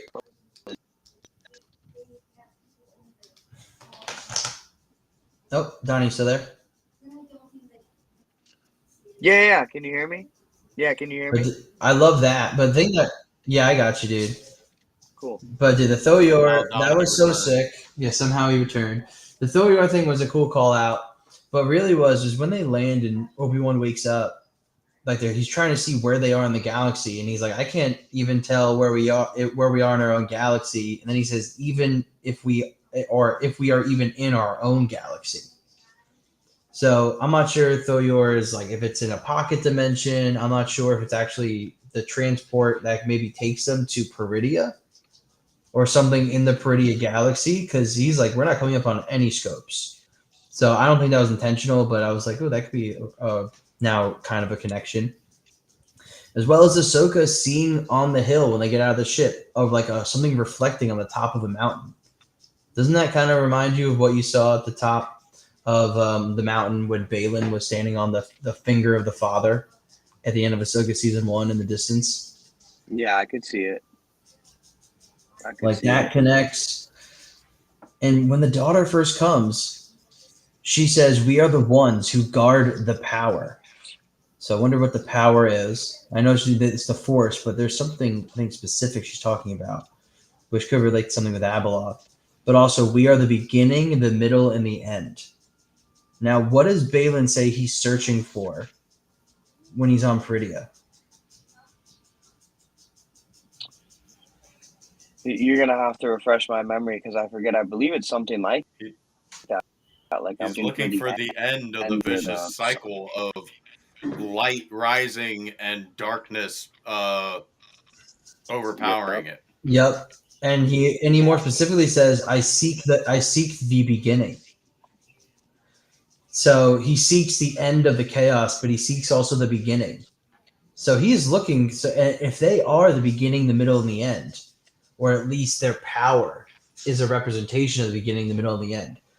I think Dave was like, "Ooh, she says we are the beginning, the middle, and the end." He's searching for them. He's searching for the beginning, at least one of them, right? Mm-hmm. So I think that is something where it's like, okay, because now maybe he's connecting them.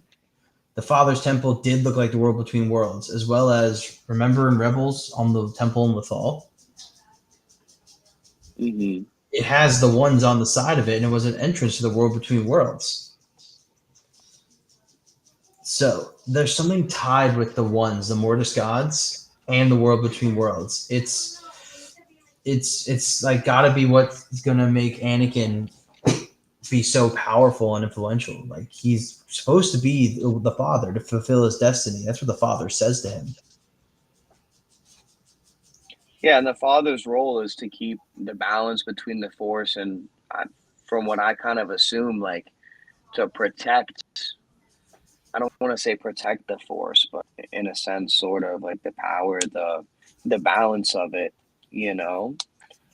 So I mean, it's already kind of been hasn't it been it's been confirmed that Abeloth is going to be part of Pretty Ahsoka. much. So like, yeah. Yeah, pretty So I much. mean, it'll be interesting because like obviously like I feel like Balin is being drawn towards Abeloth. And we didn't see her in the Mortis arc, so she's kind of like new, even to people that have seen the Mortis arc.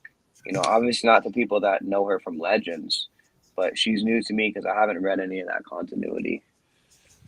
So it'll be cool to see how it all plays in together. You know, I don't know if Ahsoka could be the daughter. You know, I kind of don't want that, but somebody kind of has to take that place, right? it'll. Ahsoka already is the daughter because she dies in the Mortis arc and then gets the daughter's life essence transferred into her. Yeah. So I guess what I'm saying is I just hope that she doesn't take the daughter's role in the sense of kind of like what we were talking about earlier, staying on like Peridia with, the father, Anakin, and the new son, who would be Balin, potentially. We'll see. So what other stuff did you guys see from the Mortis arc that you think could tie into what we got going here in Ahsoka season 2? What do you got, nerd? I didn't really write anything else down because I realized it would have taken me forever to watch and take notes because I told Outer Rim, like, I'll be in the middle of taking a note and then I'll hear something else and I have to fucking pause it and then go back and listen to what I just fucking heard. But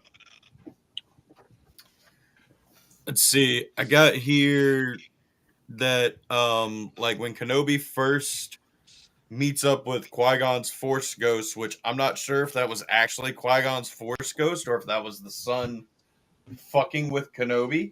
But it didn't really seem much like the son messing with him like he did with Anakin as Shmi.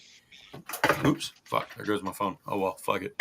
But it said when he meets with Qui-Gon, Qui-Gon says that Mortis is a conduit through which the entire force of the universe flows, and that Anakin's powers as the Chosen One will be discovered, and if not, that Mortis is a very dangerous place for him to be. Mm-hmm. So it's like, okay, what the fuck is Mortis, and why is this like? If Anakin is not the Chosen One, why is this place very like dangerous for him? Yep. So, and there's another thing I caught too. So, that at one point when Anakin is going to go and see the brother in episode 3 of the Mortis arc, the father's like, yeah, Anakin went to go see him, right? It's kind of, he's going to let the fate of the Force, the will of the Force dictate what's going to happen. And Obi-Wan's like, well, we're going to go find him and stop him from talking to the son. And the father's like, no, you can't interfere. You're not allowed to interfere. It's not part of the destiny. Obi-Wan's like, the fact that we're here on Mortis and Anakin's just not on this planet alone means that we're meant to be here and interfere. So if they're meant to be there and interfere, and then Ahsoka gets imbued with the daughter's force energy to keep her alive, the light side energy, I think that it can also connect too. It shows that like Anakin and Ahsoka are tied to some of the fate of these Mortis God beings. And that's why in the Ahsoka show, she will be taking the role of the daughter. She will become more important. Anakin will be taking the role of the father on top of the father telling him he's the chosen one and he's destined to keep his children in balance, to keep the force in balance, right? I think that's another thing that ties into why Ahsoka is also going to be a part of this Mortis God theory. That's deep. That's cool, man. I definitely agree with you. That makes a lot of sense. I just, again, like, I don't know where it's going in the sense of finalization, but I just want to see more of Ahsoka past this season in like a more active role. But that's cool. Like in between. I'm not sure. It depends how active she is, like in terms of what, and if they can do it gracefully. But I am more in the camp of I want her to be kind of Mortis arc related, Mortis related. I think it would be good that she can chill more with Anakin, and then it's like, okay, she's not dead, but she's not super around all the time. Mm-hmm. Well, I mean, it's not like she's been around for any other major fucking events. So why start having her around? No, exactly. And then it makes sense why, there's no talk about her and anything between the sequels and the original trilogy. like in terms of when we get to the sequel trilogy, why she's not involved in Luke's Jedi Order, any of that. Mhm. Yeah, no, it would make sense. It would make sense. I just I have reservations. I just want more Ahsoka, man. I'm just a huge fan. I'm just a huge fan. What can I say? But this will Nah, be I cool love because it, like man. this season, like they're going to places where like we haven't gone before in Star Wars. It's all fresh, new. Like we have an idea, obviously, from the Mortis arc you're talking about now. Kind of what to expect, but it's all new. So like for me, I'm like I don't know where they're gonna go with this. It'll Yeah. just I'm here for the ride. Dude, I'm so here for it. I'm gonna drop a whole video going over like my Mortis arc breakdown. I'm gonna break down the Mortis arc, but I'm also gonna then see how those connections are gonna connect to Ahsoka, and I'm just gonna do like a whole theory video on like compiling all my Ahsoka theories. Mhm. When's the release? We don't even have a release date for Ahsoka, do we? It's potentially November. That's what Bryce Dallas Howard said. November of next year. Okay. You know, she was at New York Comic Con. I wanted to go see her. I just there were so many people at Comic Con. It was tough. I was with my friends, but I really wanted to go see her. I just watched Jurassic Park, and I forgot that she does a lot of work. That's how I know her name, not even from Jurassic Park, but from directing on. She's so good. She is the type of person that needs to direct more in Star Wars. She is a Mhm. huge fan, huge passion, a lot of talent. Some of her best episodes of Mandalorian are under her purview. I'm so Exactly. excited for her 2 episodes of Ahsoka. I like cannot wait. So is Dave Filoni directing any personally? Like I The think he did first for and the season last one. one, Okay, okay, I that's think. cool. That's cool.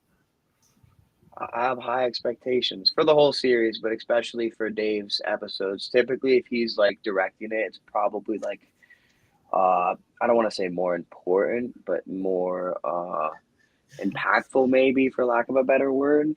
Yeah. Um, if he's taking the reins, you know, it must be something kind of important or special. So. Yeah, I just hope it's good, and I hope Iger doesn't come in now and is like, "Oh yeah, well this is all connected to George Lucas characters and like stuff from the Clone Wars. Let's mess it up." I hope he doesn't come Well, in and. yeah, I mean the production wrapped though. I think so. I Yeah, don't but think you there's just much room for him. you just cut shit out, bro. Then you do a little reshoot here and there. You just like Yeah, you're that's like, "Oh, true. cut that, cut that." That's very true. One thing I know Rosario Dawson did say, a little bit of a side tangent, was that I know she tweeted saying that like, oh, like we just wrapped filming, like this was so great, like the force is strong with this crew, like can't wait to see you guys again. Something kind of like along those lines. And people are speculating that like her saying like, oh, can't wait to see you again or see you next time, whatever phrasing she used that can potentially mean that she's either going to be an heir to the empire or there could be a sequel or like another season of Ahsoka, potentially Yeah, season 3. we'll see. They're kind of really dialing back on live action Star Wars shows after Ahsoka. So Yeah, we which got no rightfully idea. so. Some haven't performed well, but this one's got me excited. I think I'm the most like curiously excited like to see what they're going to do, and like more so than anything that Yeah, they've put out in the last like 5 or 10 years. same. This has me actually making like wanting to make a lot of videos on it. Like I want to go Mhm. deep into it, dive into it. I want to just get all crazy with it. Yeah, it's cool, man. Like they're going for it, and I hope that Dave swings for the fences and he hits a home run. Same Fingers here. crossed.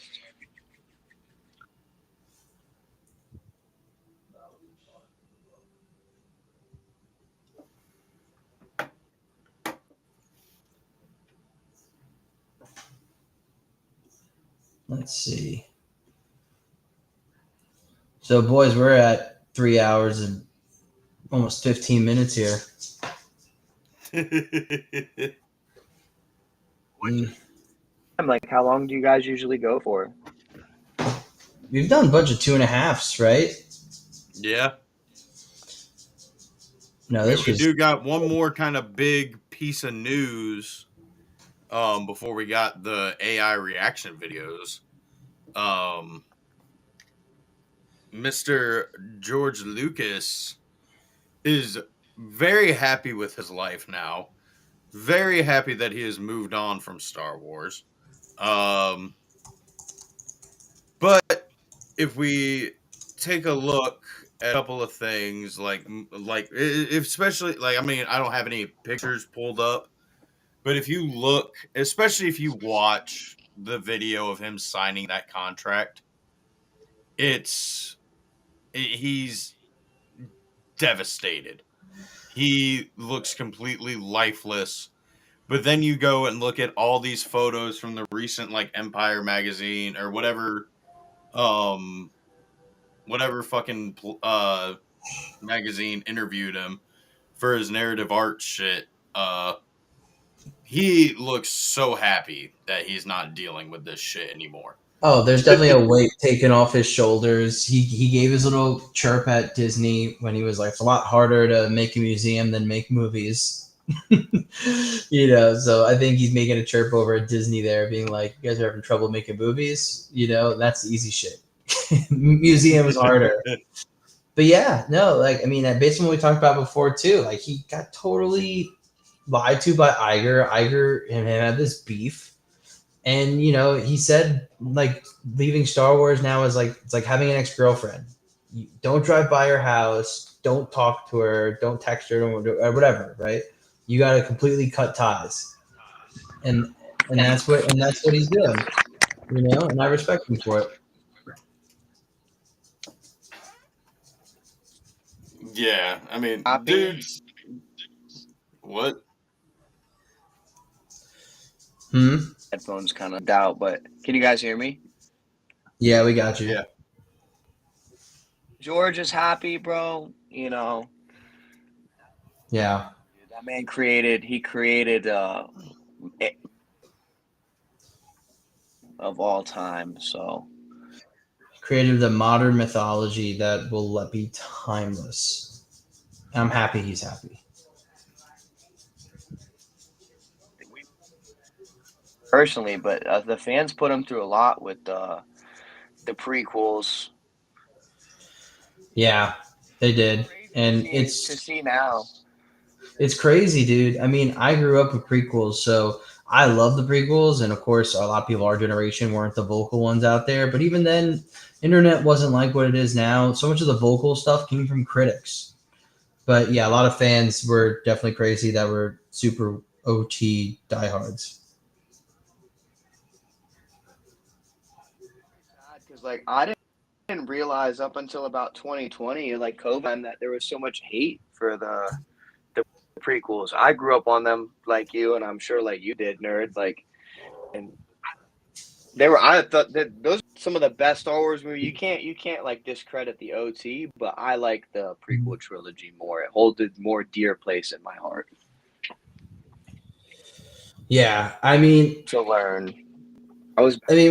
they're all different. The prequels is a family like political intrigue, like it's really an opera, a tragedy, and then the original trilogy is this new age coming of like new hero story, especially at the time when he was making it. It's a little bit more westernish feel, space cowboy, totally different vibe than the prequels.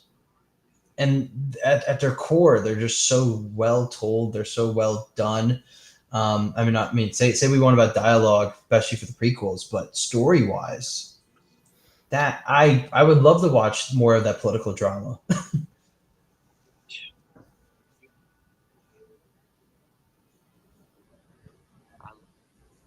Nope. Donnie can't hear you.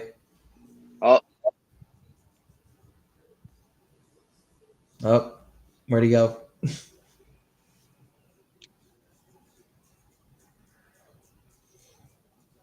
Oh no, technical difficulties.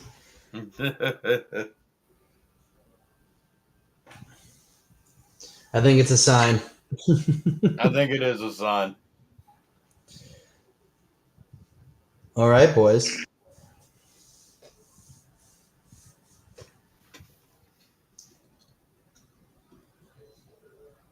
Yeah, I guess Donnie, can you hear Donnie's us? done for. Yeah, I think he might be done for. So let's call it. Wait. Oh, yeah, Can you guys hear me? we can hear you now. Yeah. All right. No, that's cool. No, that's cool. My headphones were kicking out. But yeah, if you guys want to call it, go over the AI video, whatever you want to do. It's up to you guys. I gotta head out, so I'm gonna call it. I'm ready to call Cool. it. Not Your gonna boy lie. starving over here. All Yeah, right, it's cool. getting late. This was awesome, guys. Yeah, I appreciate you having me on. Thank you so much, bro. Oh, Of course, absolutely, brother. dude. Dude, you're always welcome back at Yoda's Hut. Cool, man. Cool. We'll definitely we'll chief it up in here. Keep the fire going. Absolutely. And thank everyone who So- tuned in, and commented. Love it, appreciate it. We'll be back in about a month from now. Reminder, we do this about every try to do the last Saturday of every month. So once a month. But we will let you guys know and when we'll post about it in our next episode. And may the force be with you always. Peace. And may the force be with you.